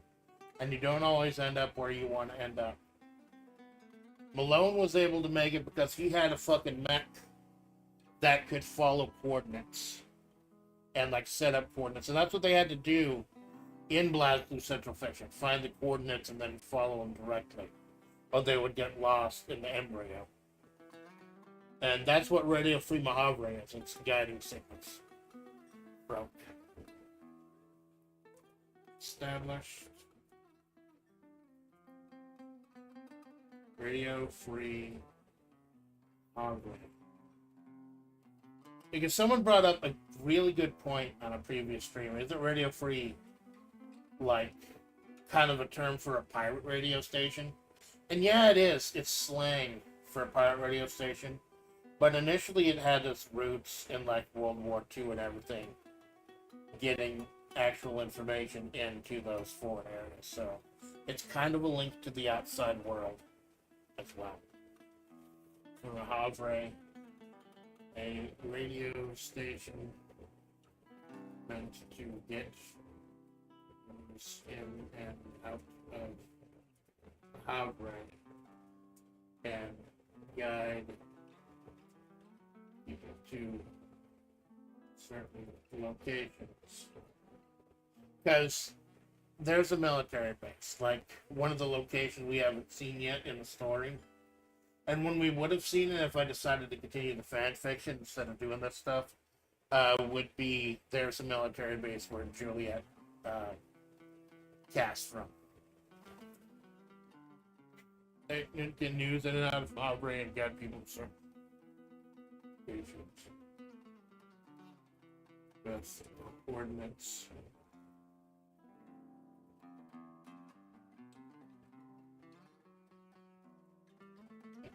Could you encode that?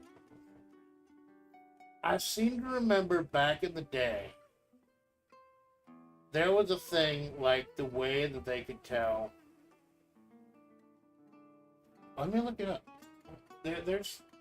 Did I turn off the fucking? I'll leave the BGM going because we're all. I don't think I'll leave the lore video like I've done. Like the last one is like how broken Majavre is now as a place in time and space. And then eventually time started again around the time Amanda became Amanda. Go ahead and close the lore video.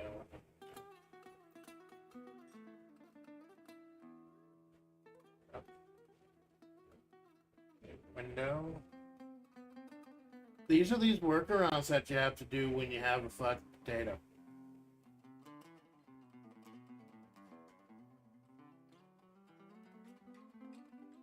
Bending video ID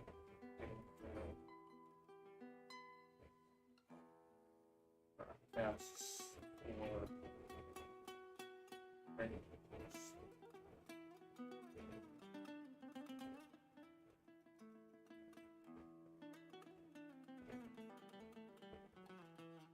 the ISRC data is used commonly by radio broadcasters to identify the playlists and airtime given to commercial music. There you go. There's an actual ISRC website. That would be very fucking helpful. The process of embedding the entry of ISRC code, UPC code, and other identifying information about your work in the metadata of audio or video file.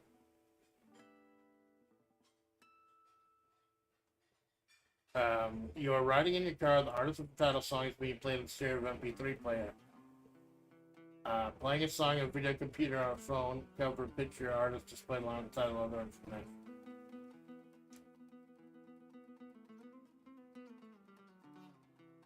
Embedding ISRC codes and UPC codes help those who carry your work identify your songs and videos more easily.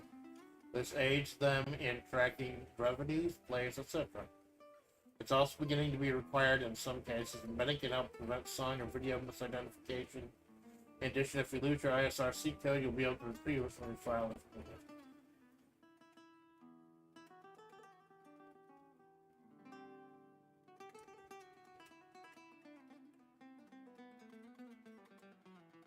So yeah, I didn't know there was a term for it, but that's the term.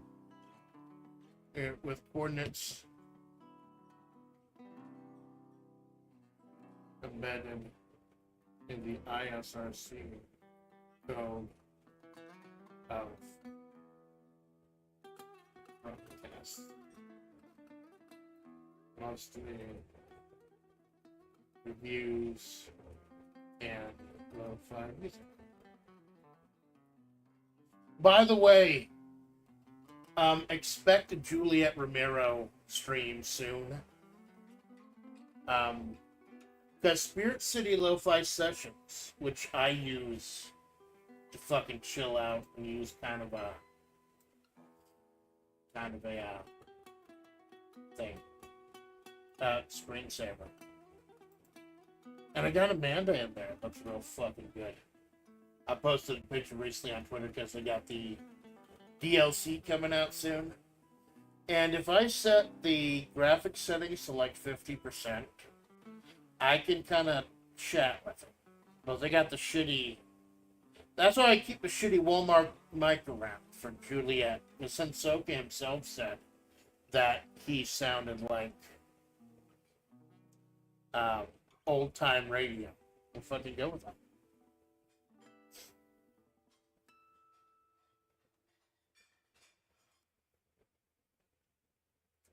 Note. Juliet Romero is a man, specifically a femboy. Not all femboys have to be fucking sexual. Like, when everyone thinks of a femboy, they think of Juwoon.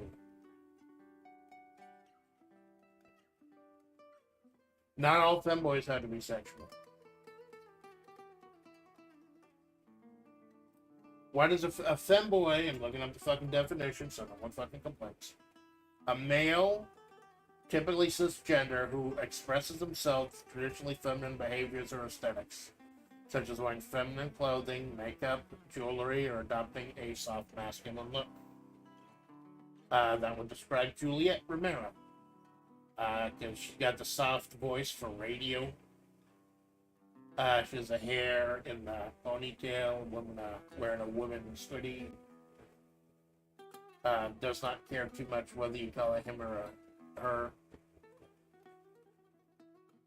Embracing femininity as a form of gender expression, though it's not necessarily tied to any specific sexual orientation or gender identity.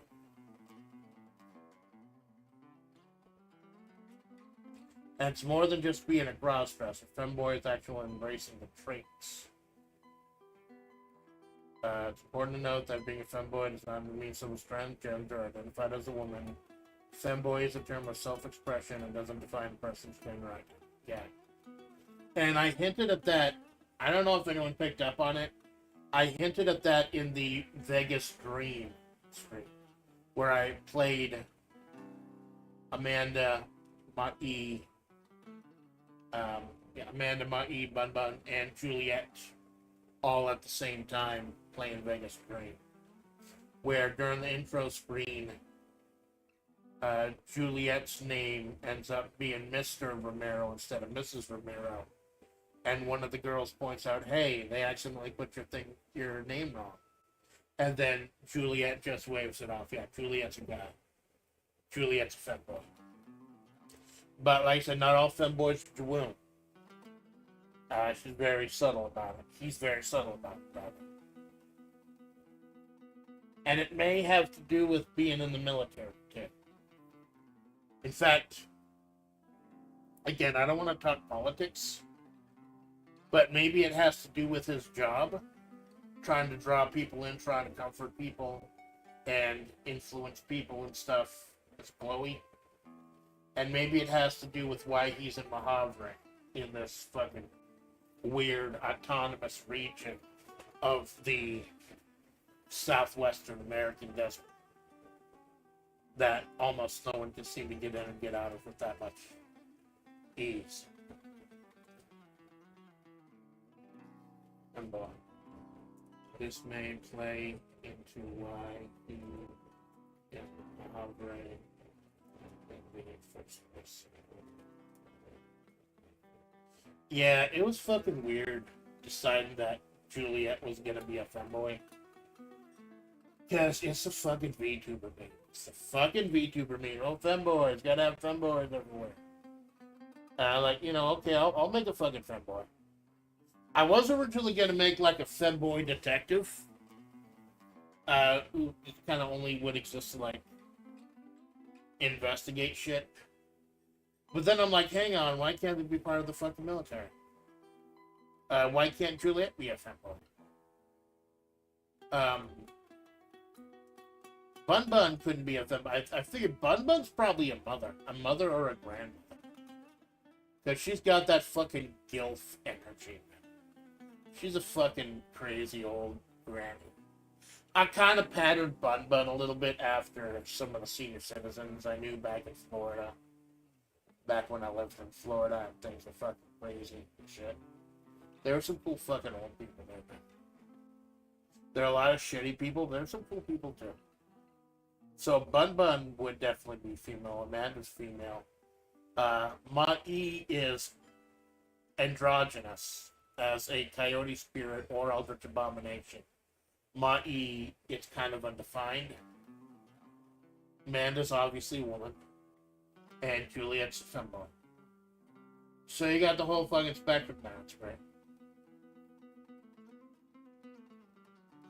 But yeah, Juliet's role, more importantly, is as the radio host of Radio Free Majavre. And trying to guide people.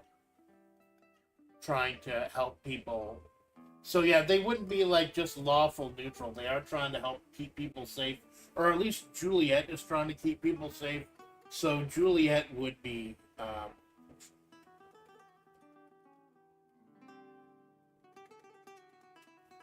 I think Juliet would be lawful good.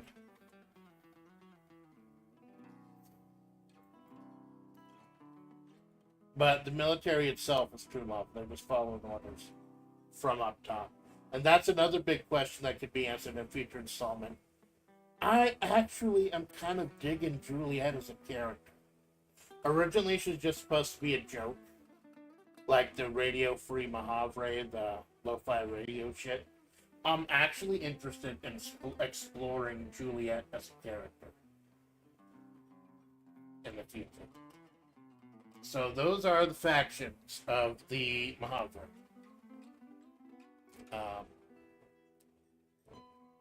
Go ahead and get Amanda back out there.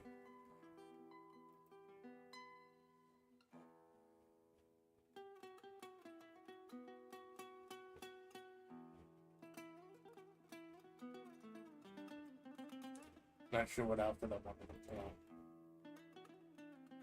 There we go. A little more fucking normal. Resize.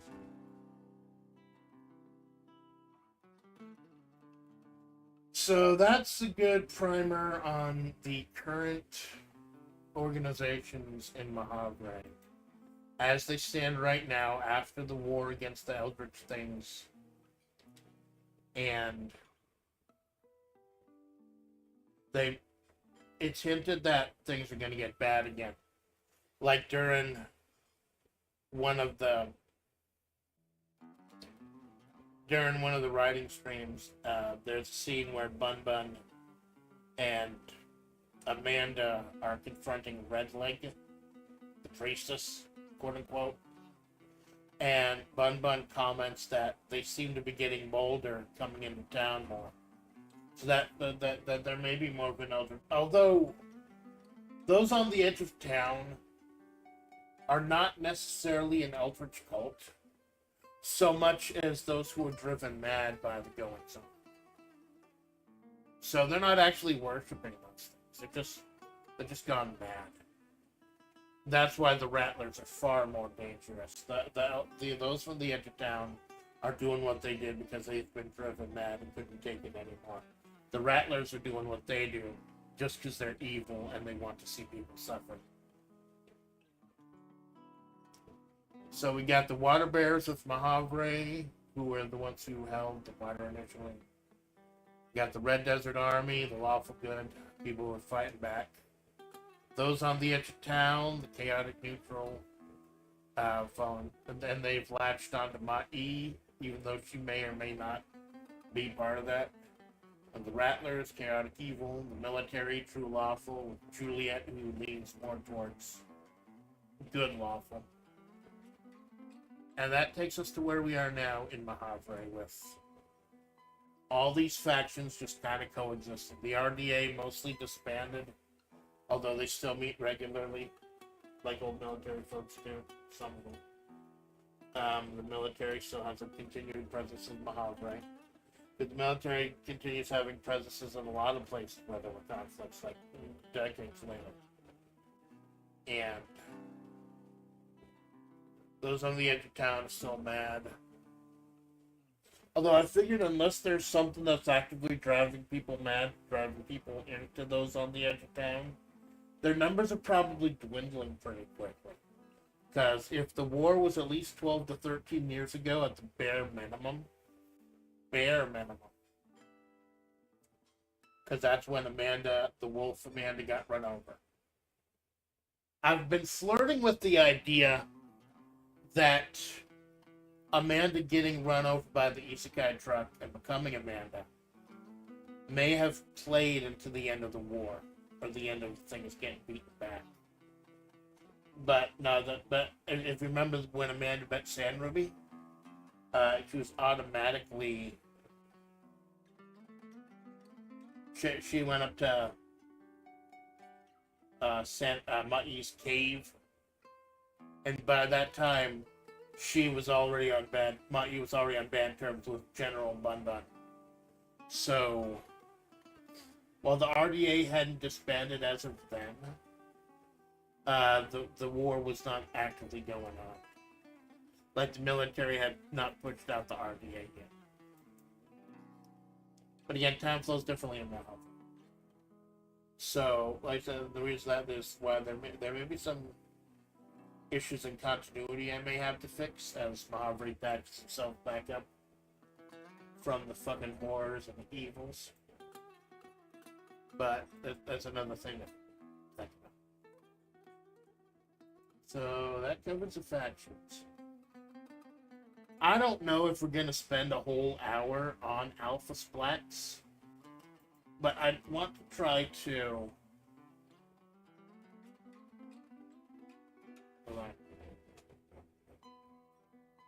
Because as of right now, Alpha Splatts is not even canonical.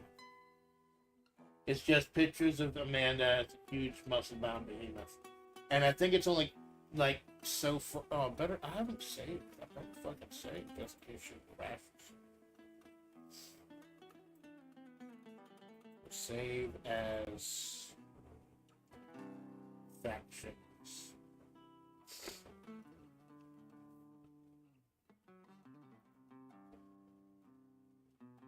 Malone and Majavre, Mid-South, San Ruby Origins, Splatts Origins, The Night It Happened, WCW, Weird Dreams, factions.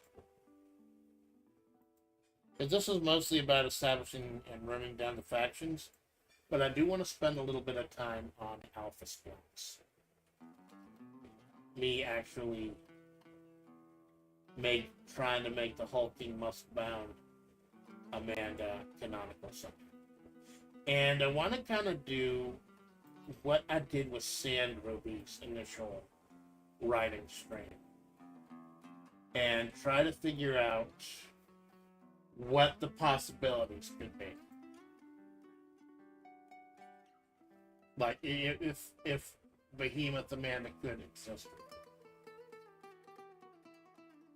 Because when Sandruby, the initial, who is Sandruby? Sandy, I went down and, could Sandruby be real? Could Sandruby only be in Amanda's head? Is it someone from her past? Is it someone in her present? It's a question of... See if I can put... I did a whole bunch of me fucking artwork, so let me see if I can find the actual pic. Yes, here we go. Yeah, I made a transparent PNG of one of my favorite Behemoth Amanda pics. For the web fishing stream. It's kind of a joke. I put that on the food. There we go. Amanda and the cooler Amanda. I still don't have my fucking glasses for the 3D model. Like, not sure how to make the black glass into perfectly round rims. But I think I'm okay because you see the fucking bags on my house. Makes a little more sense. But yeah, now...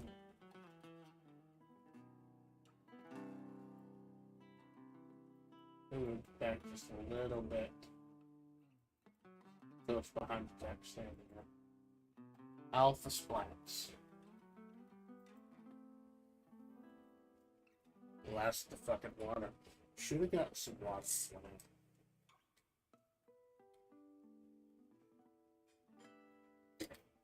I'm kind of happy I got multiple bell jars. Like, I know Malone said I only need one bell jar. And just keep cleaning it, one mason jar. No. I have one filled with 32 ounces of cherry slush energy drink. I have one filled with 32 ounces of iced coffee. And now I got one that I just finished that just had 32 ounces of iced water. So I do need multiple ones depending on how I feel, depending on what I feel.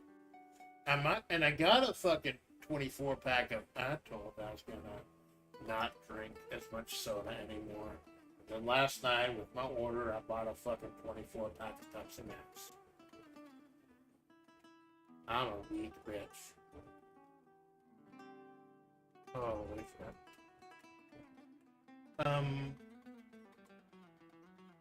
But yeah, I'll just put ice in it. In fact, I've kind of had fun. I'm just breaking up the two segments with a little Zatsu. Why the fuck not? Why the fuck not? Some of the most fun I've been having, and it's dumb, stupid fun. I got a little ice machine in Wet Pass for my kitchen. So I'll just sit there, watch videos, stream, yap on people's streams, and I got the fucking ice machine going. And like every 10 minutes, I just hear, boom, boom.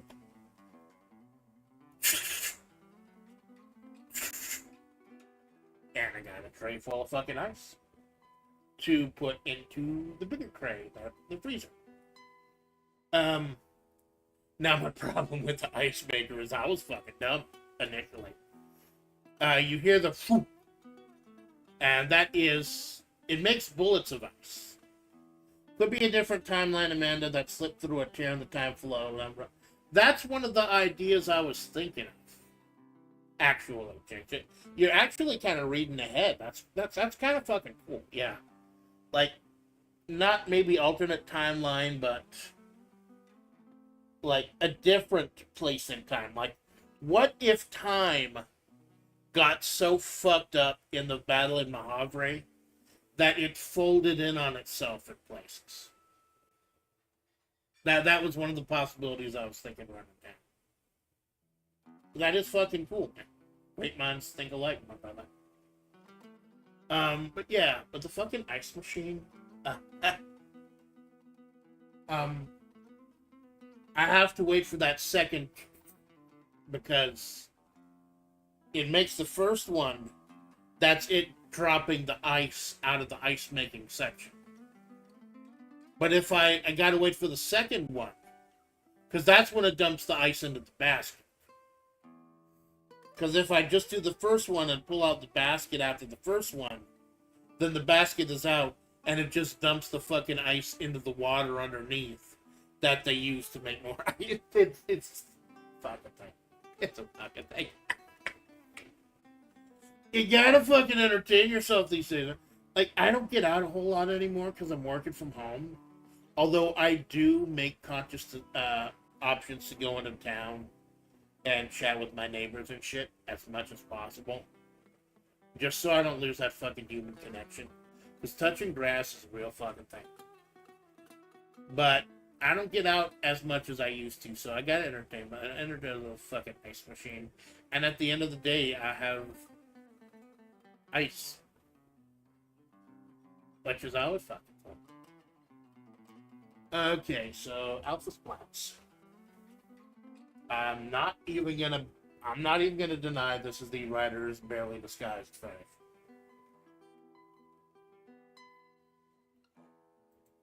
So that's named so after it was discovered that Amanda was once a wolf.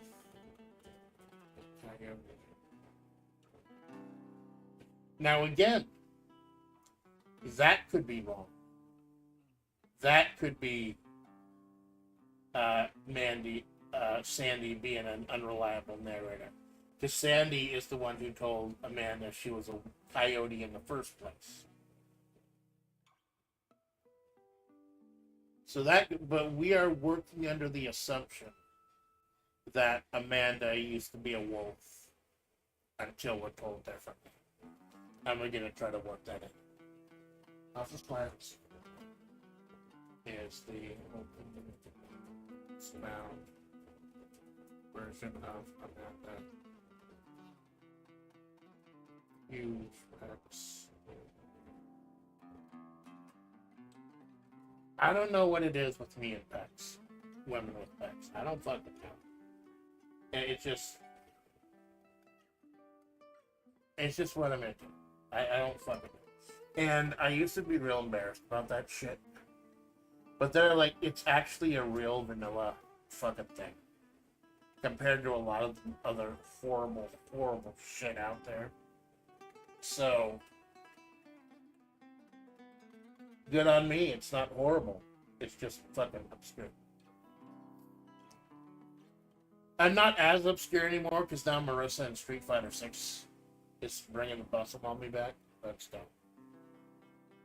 That's seen in more recent AI art and thumbnails. And hinted at in the Strange Dreams section. Right. Because if you remember Strange Dreams, that was just supposed to be out of character, weird fucking shit. There was the one where Amanda was on the Downeaster Electra fishing for rubber ducks. There was the one that was essentially direct fan fiction of web fishing with the meowed cats. Your furball meowed cats. And then there was the one where Alpha Amanda just destroyed an entire vacated city. Like, I made very sure to tell that the city was vacant and that no human beings were harmed. And that's why it was so cool. I heard about those fucking ghost cities in China that are big metropolises that are completely evacuated. So that's kind of fucking cool. Judging by that spring, assuming spring was accurate, Alpha Splatts is physically invincible and has measurable strength. Basically the Hulk, but bigger and stronger. If you know it's my story, why the fuck not?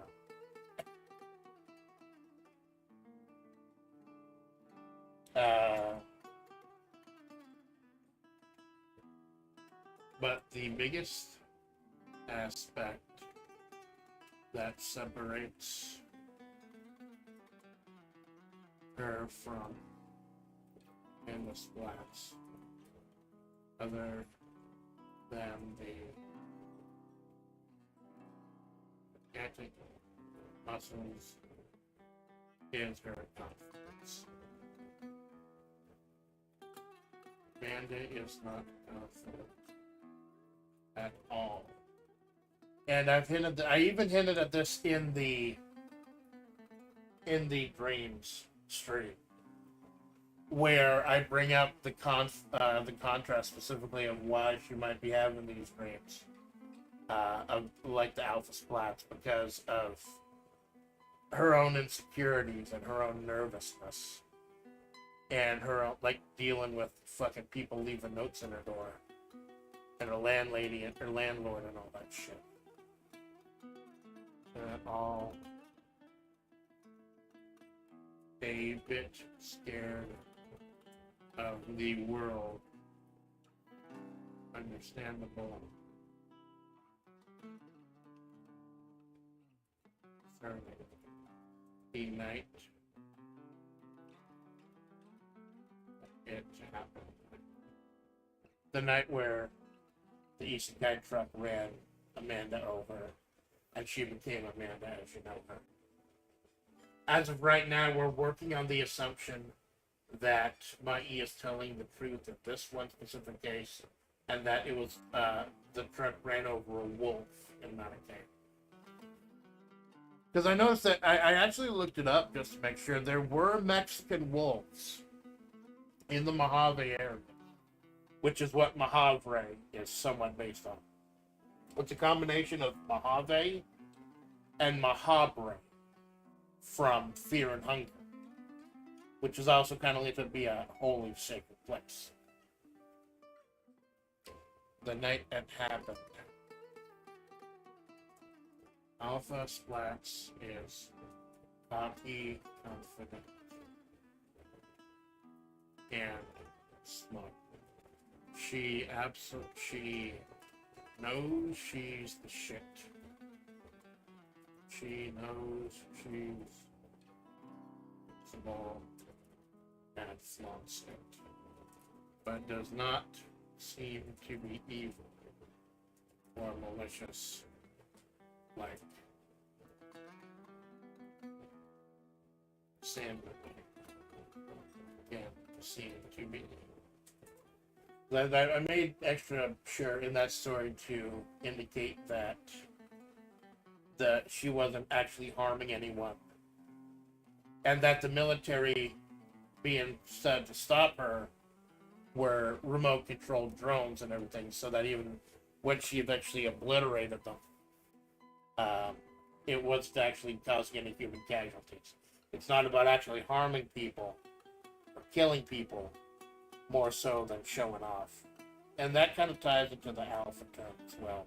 That's why that was the main big thing about choosing for now that Amanda used to be a wolf instead of a coyote. Was the whole alpha wolf term.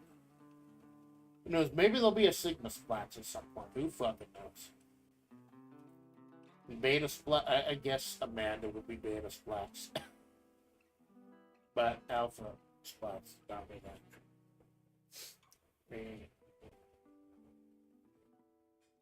Or like the Rattlers. Obviously. This is not about after you can't hurt them.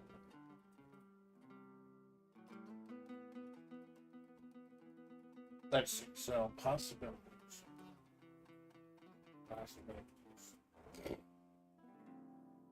Well, let's start off with the possibility that we're running with right now, and that she is non-canonical.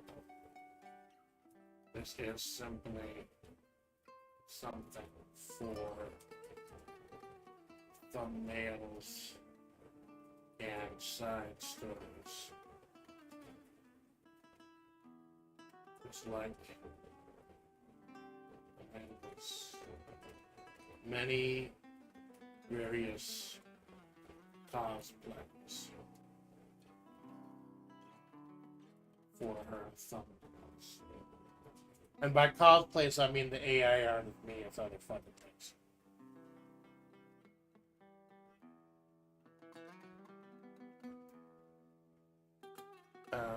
That's an option. It's possible. I'd like to work Alpha Splatts into the story if possible, but I don't know if I'd be able to stream as Alpha Splatts. Unless I use the 2D. Because I was able to make a 3D for Bun Bun. I was able to make a 3D for Juliet. But I was not able to change the size or the parameters of the physique enough to make Alpha Splatts. Like, there's only so big and buff you can create a character in VRoid Studio. Like, I'd have to get an extra physique texture or something.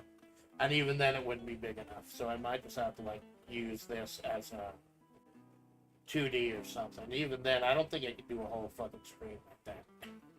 The brainworms would eventually resurface, and you'd be hearing the quote-unquote real Amanda here. So, non-canonical, simply something for thumbnails, side stories, just like Amanda Splatts various cosplays for her thumbnails.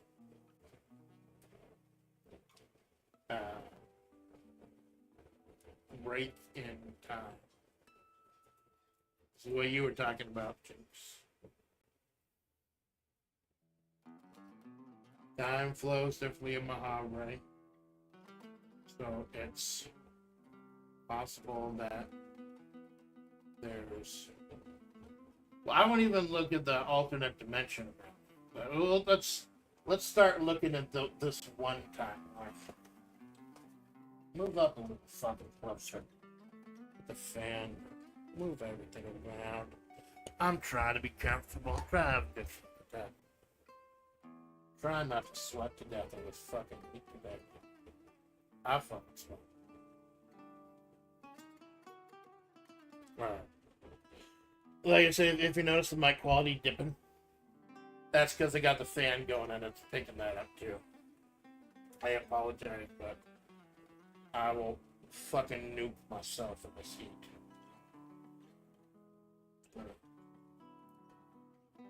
Time flows differently in Majavre. So it's possible that there's a break or tear time so severe that it actually folds in on itself.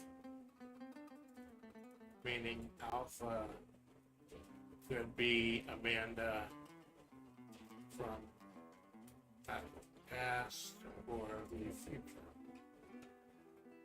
Past.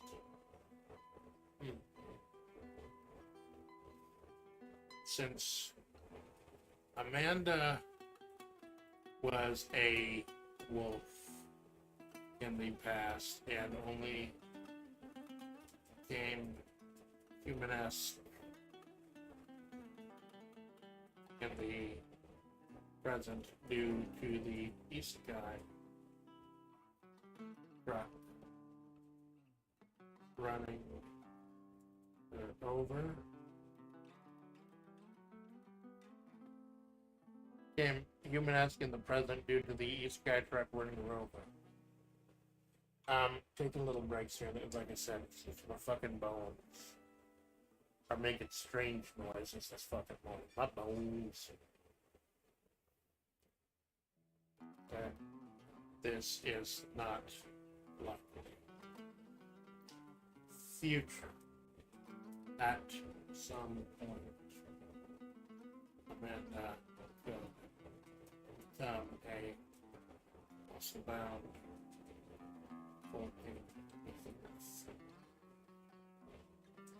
There are infinite possibilities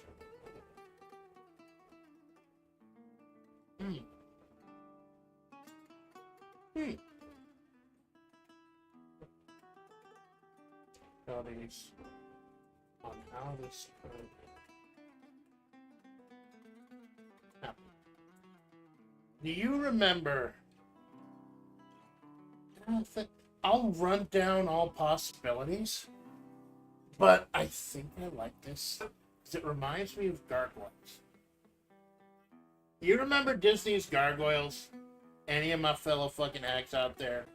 You remember Gargoyles? It used to just be a nice, simple action show about gargoyles in the city.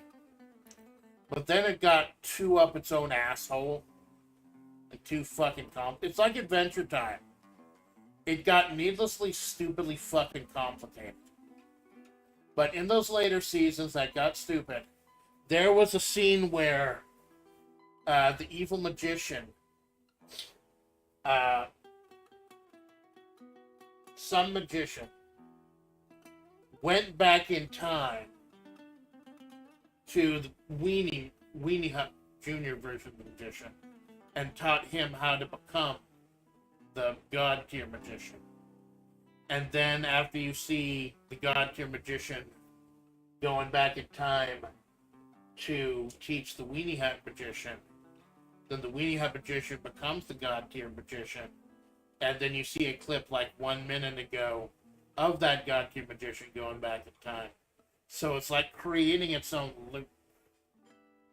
So it's also kind of like when Xanatos went back in time and gave his own family the rare coin that made him a fucking billionaire.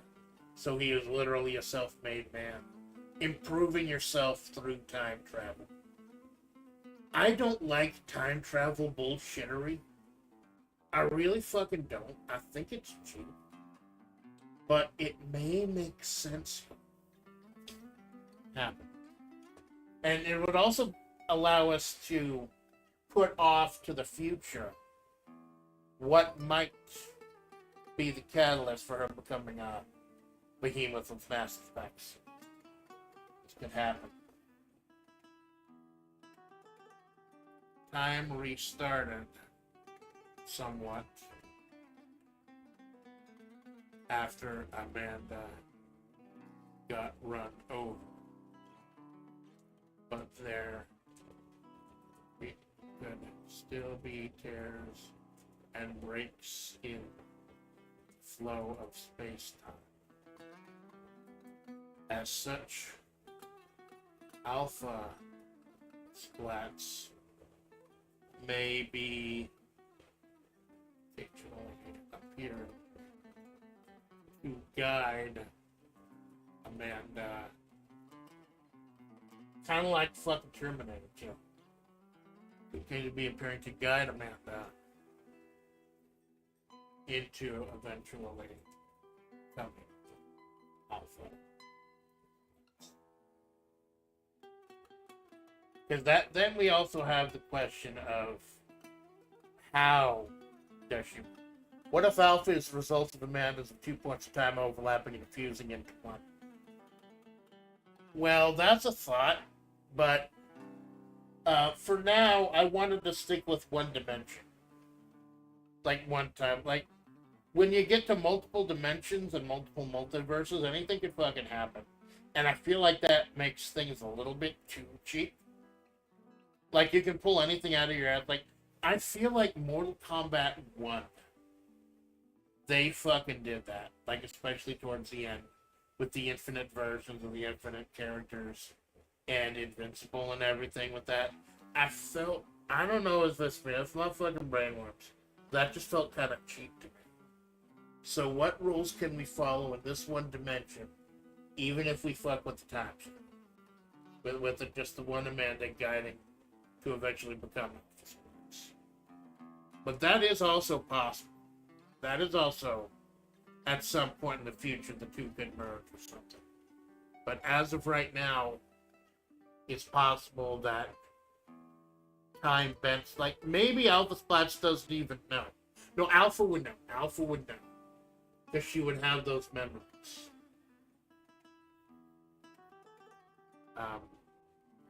Other possibilities as well.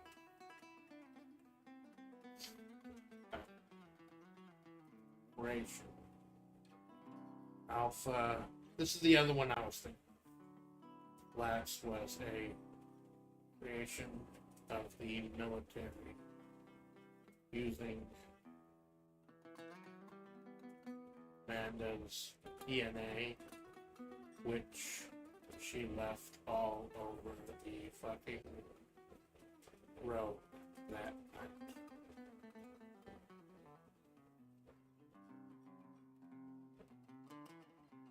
After seeing her leave the scene as a human.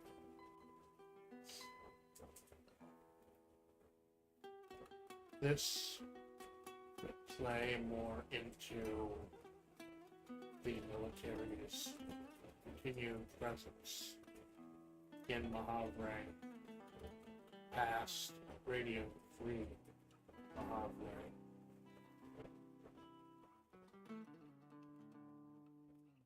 Using in a super weapon.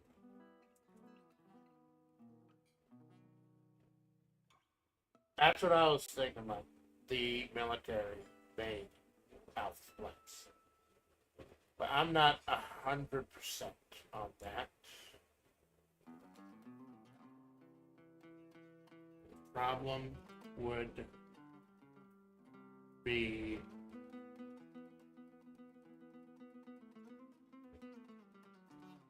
Alpha's possible. Alpha is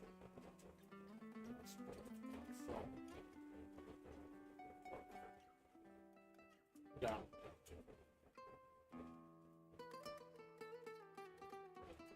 But this would be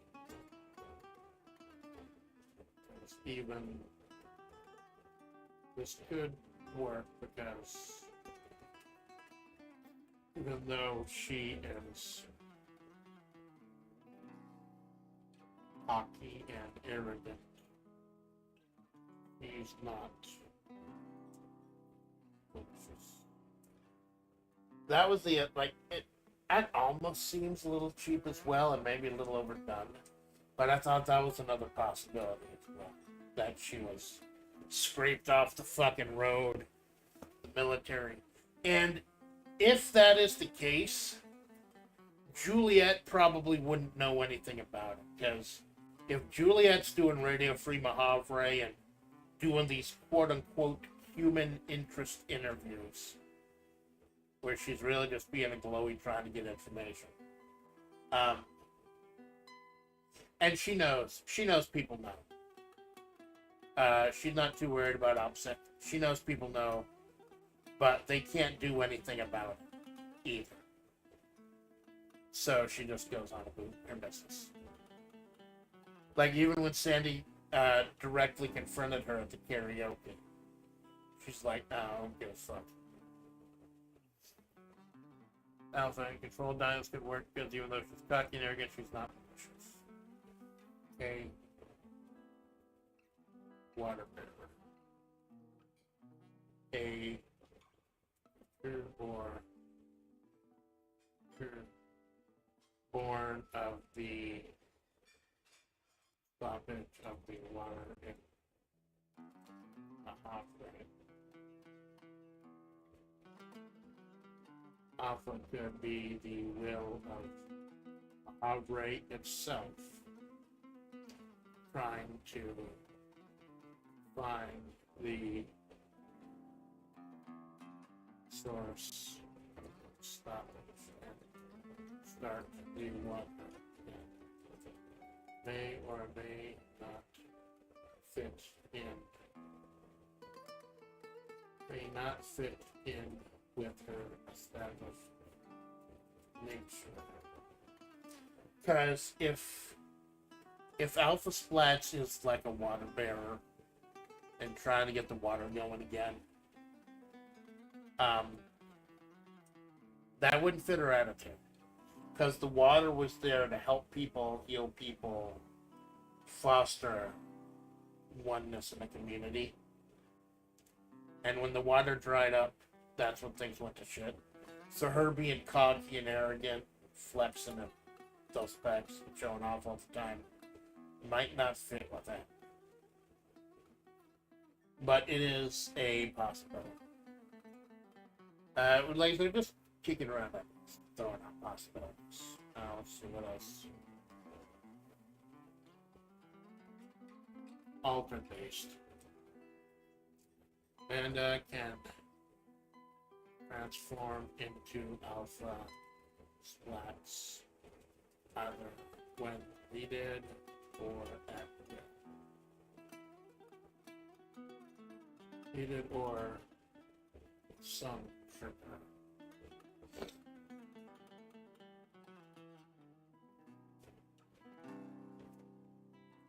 One of the options that makes Amanda and Alpha physically the same being. I thought about this, the fucking whole Altered Beast thing. The old Sega Genesis game, Altered Beast. I always thought it'd be fucking cool if there was a female protag. Where you collect the orb, she becomes huge. You collect the second orb, she becomes fucking jacked. And then collect the third orb, that's when she becomes the fucking furry. I would try to beat the game just getting 2 orbs. So same thing.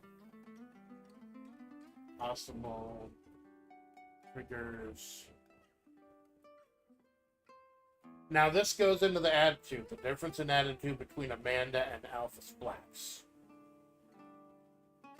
Could be, and this is one of the reasons I kind of like this.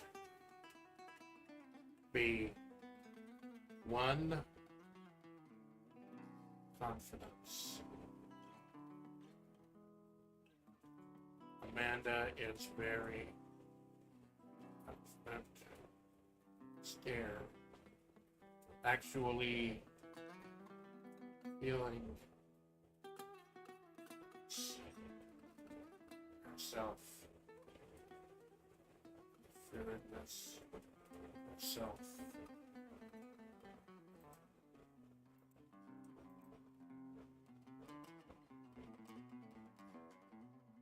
Well, that's kind of interesting. I right-clicked assuredness, and it gives possible changes, possible respelling as absurdness or sacredness. Huh.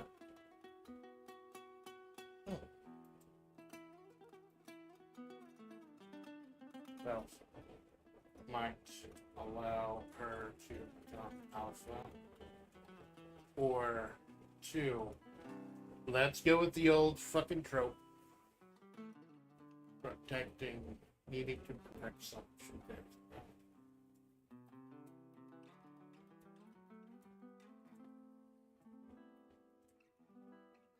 For over a decade, she wondered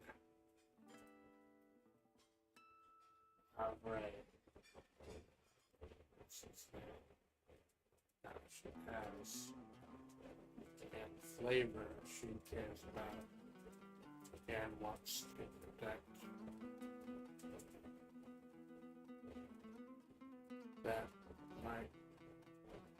That wouldn't jive with her self sure. Yeah, that would make more sense from like a storyline perspective, but it wouldn't make sense from the attitude that we established with the dream sequence section, about her being about herself and showing off her physique.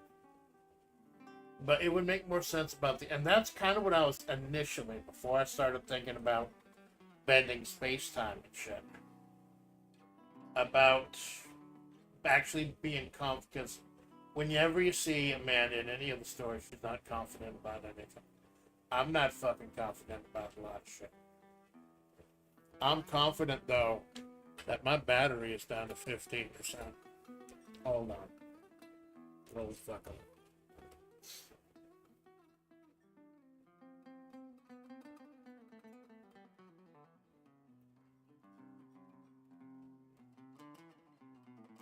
There we go.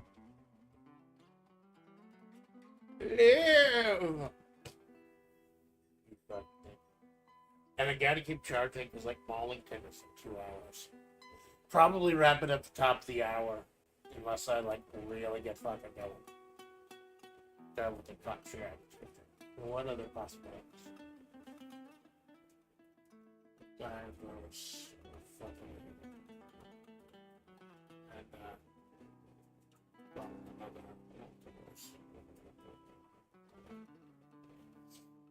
What else? What else could possibly be? Well, lust possibly, but nah. That'd be too fucking weird. Too close to the allure, I guess. Like, not even the shoujo, that'd be the allure stuff.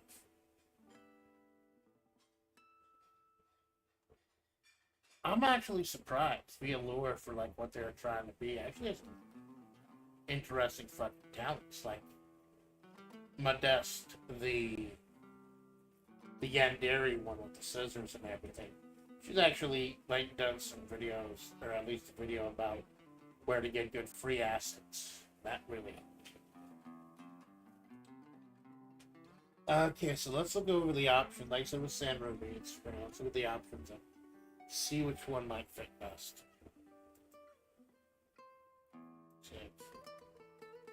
So, yeah. Alpha Splatts named South goes and was once a wolf, not a coyote. Like citation needed, Sandy. Bulky muscle-bound version mounted with huge packs and consumer recent AI thumbnails and hinted at in the strange dream rise. That was all going to be another question.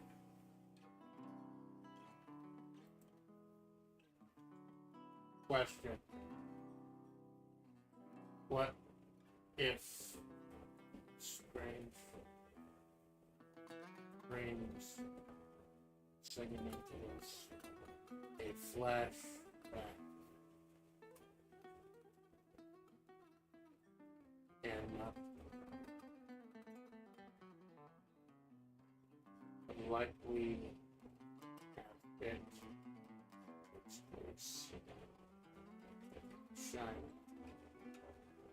far. So it probably I forgot from what that it does actually take place in one of those Chinese megalopolises that are completely vacant. So it'd be more sense of just like it's just a one-off that showcases the abilities and the attitude of Alpha Splatts, which could change as well once we if we're the proficiently writing that in. Okay, so vision with huge packs, Seymour's AR thumbnails hinted at the strange dreams, writing stream. Judging by that stream, assuming the dream was so accurate, Alpha Splatts is physically invincible and has measurable strength, like able to grab the fundamental strings of time and space and bench press all of existence type of strong. Like for reps. Like stupid fucking powerful. But then there's always going to be situations where physical strength isn't going to save you. Like trying to save other people. But the biggest aspect that separates her from Amanda Splatts, other than the gigantic muscles, is her confidence. Amanda is not confident at all, but scared of the world, understandable considering the night that it happened. Alpha Splatts is cocky, confident, and smart. She knows she's the shit. She knows she's invincible and flaunts it, but does not seem to be evil and malicious, like San Ruby could seem to be, or like the Rattlers obviously are. This is more about showing off her physique and her power. Non-canon is always a possibility if I can't, like... I don't want to fucking shoehorn Alpha Splatts in. If I can find some way to do it, like, natural, actually forwarding the story of Amanda Splatts, then I might do it. Non-canon, simply some from their side story Amanda's parents and cosplays for her thumbnails. That's a possibility. Break in time. Time flows differently, so it's possible it's a break or a tear in time so severe that it actually folds in and on itself, meaning Alpha could be Amanda from the past or future. Past, since Amanda was a wolf in the past and became humanesque in the present due to a sky truck running her over, that it's not likely. Future. And I want to go ahead and put a star next to this one.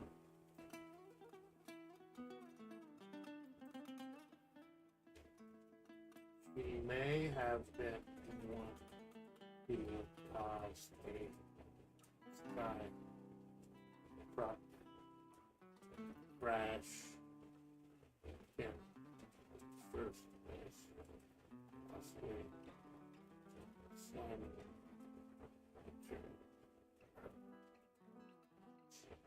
into why the fuck not, right? If we're gonna go ham, we're gonna go fucking ham, egg, and cheese. Future. At some point, Amanda could become a behemoth. There are infinite possibilities on how this could happen.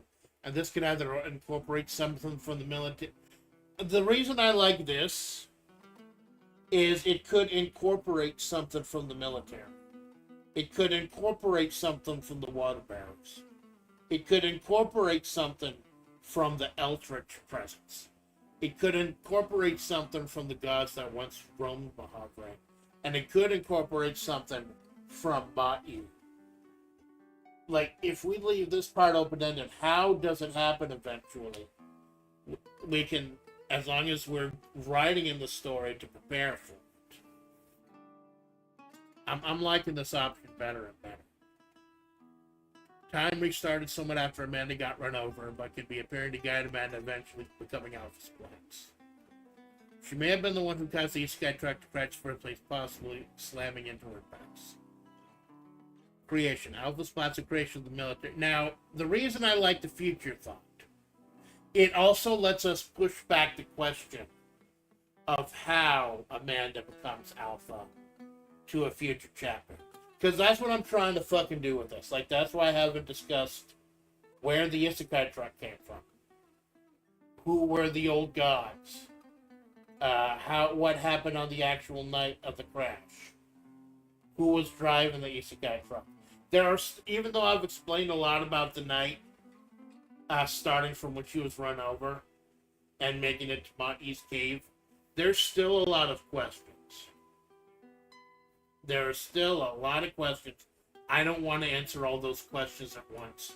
And although this could help a little bit and add a new character in Majavre, it would not answer a ton of questions. Like, yeah, how does Amanda become Alpha?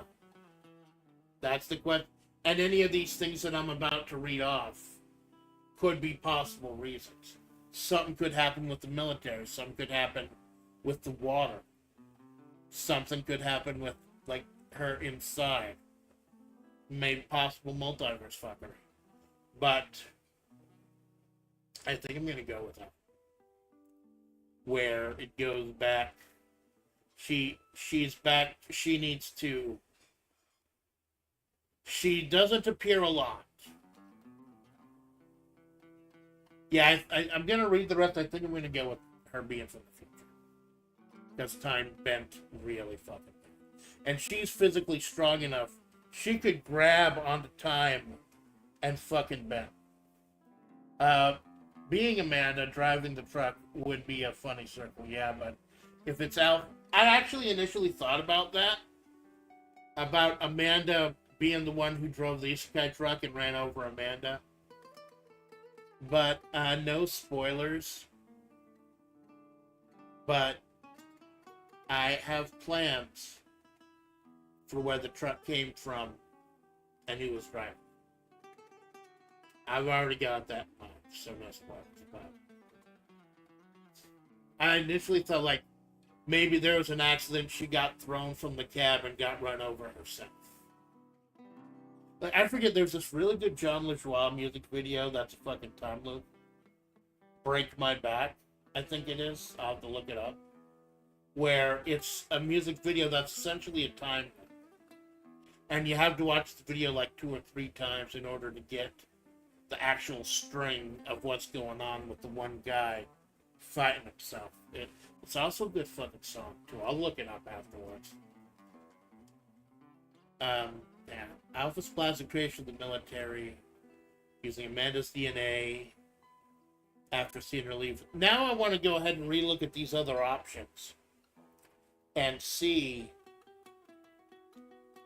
I'm not gonna nail, like, I think I'm gonna go ahead with that Alpha Splatts from the future, and it's when time bent in Majavre, or she's strong enough she could actually just grab time and fucking bend it or rip it in half. That's how fucking strong she is. About guiding Amanda to eventually becoming Alpha Splatts, but not just guiding her, letting her guide herself. Like, kind of protecting her from certain things that might fuck up that timeline. Because time flows so differently in Majavre, you have to fucking grab it.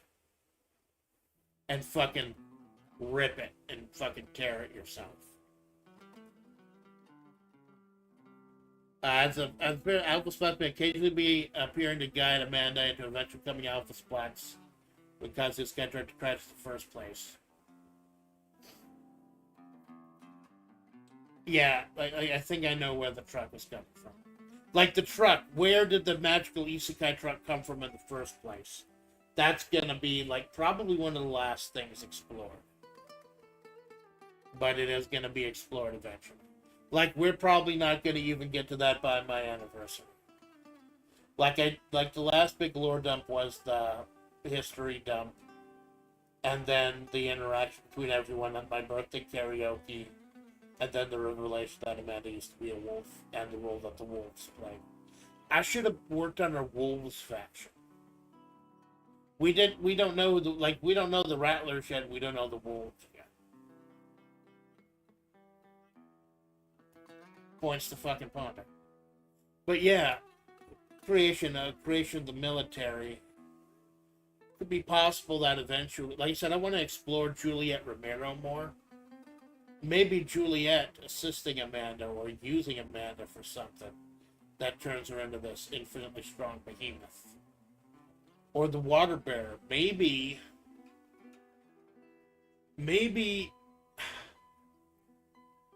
I'm kind of I don't want to lock myself into the reason yet. I want to leave that for a future time, seeing how the story flows naturally.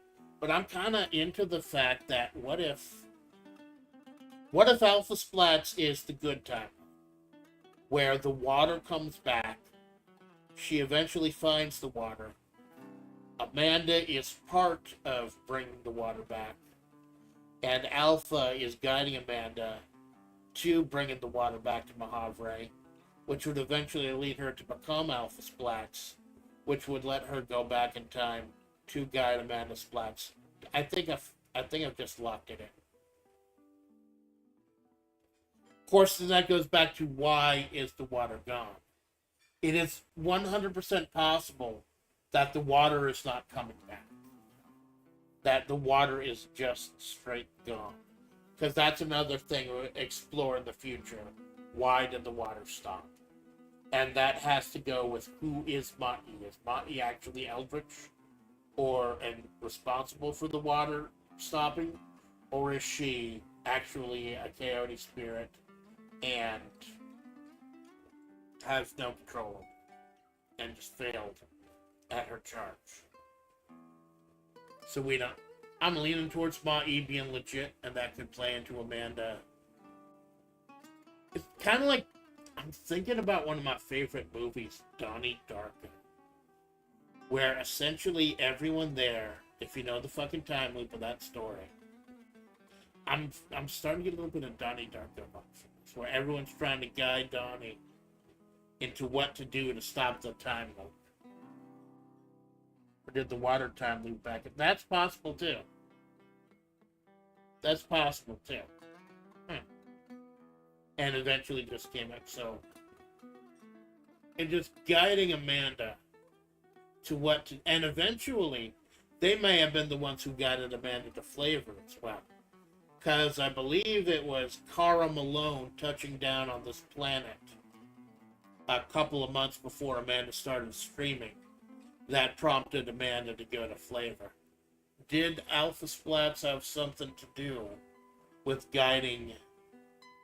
I'll have to go back over the we established a little bit of lore with Malone during the Desert Chronicle, the one episode of Desert Chronicle I fucking did, where you saw in the cosmic ether things happening and having a fun time over here and wanting to be a part of that. And with Malone being from the reaches of space, could also play into the Eldritch. Although I'd have to ask Malone for his permission. I don't want to discuss that kind of stuff without his input. But yeah, that's what I'm leaning towards. Like, I'm not locking this. Anything could change. I could have a great fucking idea tomorrow. Because initially Amanda was supposed to be a fucking armadillo. But I changed to coyote because Donna the armadillo was already doing an armadillo at the time before I became a squirrel. So that might change too. But right now, of all the options, I am leaning towards that Alpha Splatts is from a good future, where the water either comes back or people have dealt with the water. And, or it could be purely cocksure, it could be bad. It could be bad. It could be that Alpha Splatts is trying to guide Amanda to a bad future, where she's a hulking behemoth and fucking destroys Majavre. Obliterates Majavre. Or does even worse to the world because she's fucking invincible. Those pecs can withstand black holes. So, whether it's malicious, or whether it's holy, or whether it's just wanting to make sure that she's Alpha Splatts, her intentions could also be a big question. I like the fact that she's getting her to the good end, but then that would also play into Amanda's morale. Like the changes that occur to her and the things that she experiences. I think I'm gonna do that. I'm gonna leave Alpha Splatts' intent and the reason open-ended. Whether it's to bring back the water, to help Amanda, or to be some kind of evil destructive force. Because the things that happen to Amanda over the course of the story, and the way that she lives her life, the attitude that she has, the things that she does, they're going to guide her morality. They're going to guide who she is, and what course of action is going to eventually happen once she becomes Alpha Splatts, if she becomes Alpha Splatts. Who knows, Alpha Splatts might end up fucking the timeline up completely and making it so she never existed. Which could be explained away, TFD. TF fucking D. So I think I'm going to go with that. Alpha Splatts is from the future, kind of surreptitiously trying to guide Amanda into becoming Alpha. But those attitudes she has, the experiences she has while streaming with the other flavors in Majavre, coming out of her shell, growing up and shit, would influence that future. Hopefully I've gotten mad by Eldritch. There you go. And that kind of leads into the other different factions. Kind of gone mad, like she could be one of those on the edge of town. Could have been fighting for the water like the Red Desert Army. She could just be a tool of the fucking military and just destroy shit. She could be fucking evil, like the Rattlers. And I love that. Jinx, I fucking love that. Because that wraps it back up into the different factions in Majavre. Kind of a symbolic war, not only for Majavre itself, but for Amanda's soul. Because if we go with the bit timeline thing, and that Alpha Splatts is Amanda Splatts in the future, Amanda will what happens when she eventually gets this infinite strength and this infinite power? What is she going to do with it? How is it going to affect her? And that is going to be dictated by what happens in the core story. I love that. I fucking love it. I'm sick of that stuff. I have to do another chapter, actually, write that. In fact, I could probably incorporate that into the fanfic. Like, there's some eldritch thing that appears, or some from the military appears, or something. And Alpha Splatts comes out and maybe kind of blows Kara's mind with how fucking indestructible she is, or something. And she's like, hey, isn't that Amanda? And we don't fucking know. Yet. Like, anything could change. I could have a better idea tomorrow and fucking change it. Like, when I was doing the wrestling booking and stuff, I gave people ideas what I had, what the card was, but the card could change from day to day or from minute to minute, depending on if I have a better idea. But I think I'm going to go with that for now. That Alpha Splatts is a future version of Amanda that appears here because of time being... Either because of time being bent in Majavre because of the war, or because she's so strong she can just actually grab time and bend it herself. Like I said, strong enough to actually grab the fundamental strings of the universe and bench press all of existence for reps, that kind of power. And the question is what she does with that power. And that type of morality is going to be instilled during the course of this story. So, we don't know yet. We don't fucking know yet. All we know is that she is strong as fuck and cocksure and confident. So, I like that. And I think I'm going to wrap it here. Like, I was going to go till 11, then do Mollington at noon. But I think we can actually, like, wrap it here. I love how that's it. And this is what I fucking do. This is what I used to fucking do. Just talk things out, think things out, hammer things out. And it's fun that I can do it on stream. Get ideas from people. Have people kicking things around. So I'm gonna go with this. I'll go ahead and post on Twitter. Mollington's not till noon. So, gotta get with... That's gonna be great. That's gonna be great for this fucking channel. And that's gonna... Like, I think Mollington and I had, like, a couple near misses as far as collabing together in the past. Like, he had to nope out of a collab or something, a collab or two, because of the time zones and everything. But actually being able to collab with him and chat with him today is going to be fucking great. Because you know that dude is very passionate about flavor. He's passionate about things.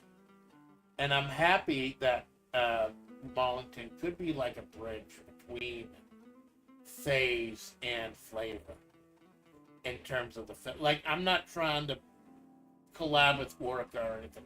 I'm not trying to leech off phase at fucking all.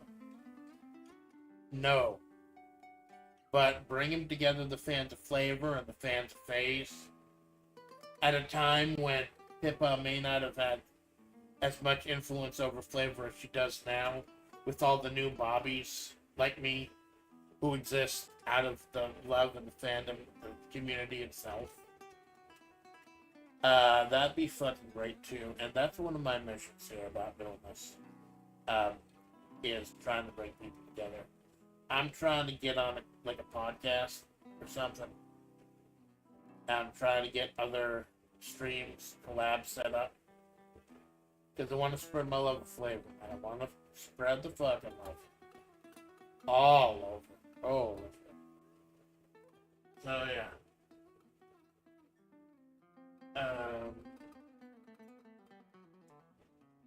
Alright, James, thanks for stopping by. All my lurkers, VOD watchers, second screen saints, anyone catching the VOD, Because it's 7 a.m. I didn't expect anyone to show up at all. This would have just been fucking content. I did. If you remember, it's almost a year. It's a little in my mind. That's been almost a fucking year that I've been doing this. But initially, I did these 7 a.m., 6 a.m. streams called Before the Pool. So I could get to the public, chunk out a stream and get to the public pool. Obviously, the pool's closed, but I don't think it's going to be open till like Labor Day. That pisses me off because it's hot now. But yeah. Rod Watch 17 Saints, please stop by a couple hours, Wallington. Yeah, chit chat with them. That's going to be great. Like there are no pre-planned or pre-asked questions like a normal interview. We're just going to be flying off the fucking handle. It'll be fun. I don't know if we're going to play a game or not, but I need to practice the Zatsu. That's why I do a little more Zatsu in these writing streams as well. And why I do the weekly Zatsu at the end of the week. Because if you missed some streams and I dumped some lore in a stream and you missed that lore, then you just catch the fucking weekly. Depending on if I get some personal shit done after the Wallington interview, I may gorilla Mega Man 6. Kara is doing a collab with Trub, Kotetsu, and Halen today. And I want to catch at least some of that. But I do want to go ahead and finish Mega Man 6. Because I did Mega Man 5 last night and almost fucking broke me. Because I want to do Mega Man 4 as a planned stream. Because 4 is the one that's important to me. And I did 1 before as a gorilla. And I did 2 and 3, the 2 best ones, as their own joint stream. And I think the only reason it took me 4 hours to do a 1-hour game last night was because 1, I was so fucking exhausted. 2, I did not get down the time to fight gravity. In fact, what I should have fucking done is fought Starman first. Because Starman's pattern is so simple that you could probably beat him without even using the weapon necessary. You just beat him and then use the Star Crush on Gravity. But that's here nor there. I beat it. I fucking beat it. Like I said, I would love to stream as Alpha Splatts. I think that'd be fucking hilarious. But I don't know what game I would do. Like, some good fucking destruction. Like city destruction. Fucking. I don't know if there are any really... Are there any good Incredible Hulk games? I don't fucking know. I would like I said, doing a 3D of Alpha Splatts. Like, right now, it's beyond my scope of ability. Because you can't change the physique that much in Rewrite Studio. But I'm learning. I'm always fucking learning. I'm trying to learn how to clip. Do good clips and shit. But I just have not had the fucking time to work and everything. So I'm still fucking learning. I'm still fucking going, man. And I'm happy you're here with me to share in the creative process. And much like Amanda's journey is going to shape what happens when she becomes Alpha Splatts, and if she becomes Alpha Splatts, y'all are helping shape the story and shaping my journey by being here, by giving me feedback, and just being fucking cool.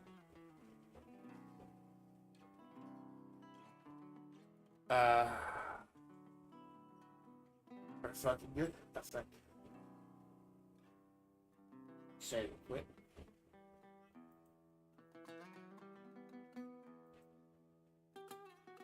Oh, open office, by the way. I heard there's like a new model where you have to pay for office like every fucking year or something.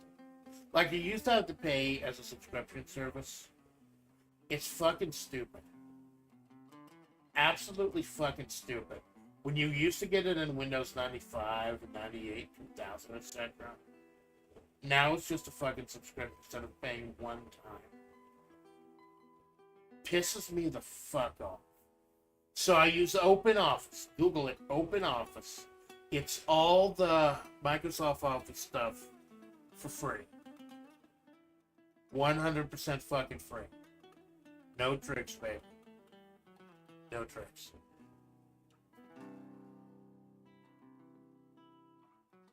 Alright, so QRD, Red Desert Army, lawful good, fight back to evil. The water barrels, true good, the ones who help the holy water flow through Majavre. Military, neutral, lawful. They came in after shit got too bad, and it started spilling out of Majavre. They keep things, and Juliet's part of them. And Juliet is a femboy. The Rattlers, pure evil, the chaotic evil, they just want death and sadness. Those on the edge of town, true neutral, those who've been driven mad by the Eldritch Wars. And Amanda Splatts, as of right now, is Amanda from the future, coming back through either a bend in time itself or strong enough to bend time herself, trying to guide Amanda to eventually becoming Alpha, and the experiences she has will eventually shape the future Alpha is from. I think that's a lot of fucking good work. I think that is a lot of ground to cover for like 3 hours. I fucking love these writing schools. And I'm happy that there's an audience for it too. I would do this even if I didn't fucking stream. Even if I wasn't a streamer. But the fact that I can share this with y'all, and you can thank Mother Tiffy for this. Mother Tiffy's writing streams helped guide me into saying that, hey, yeah, this can be content that people can enjoy. And this is stuff that you can make yourself at home with common household objects. Minute to win it. Flip a fucking cup. Throw a pencil at a fucking wall. Ping pong balls just exist. You got a minute to win it with Garth here. I don't know.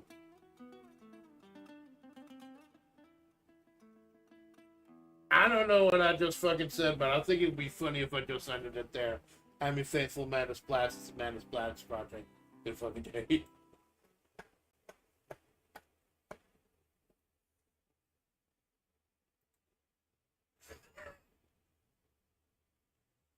I have a fucking ending. I have a fucking outro. This is I have a fucking outro, and I still don't know how to end the fucking stream.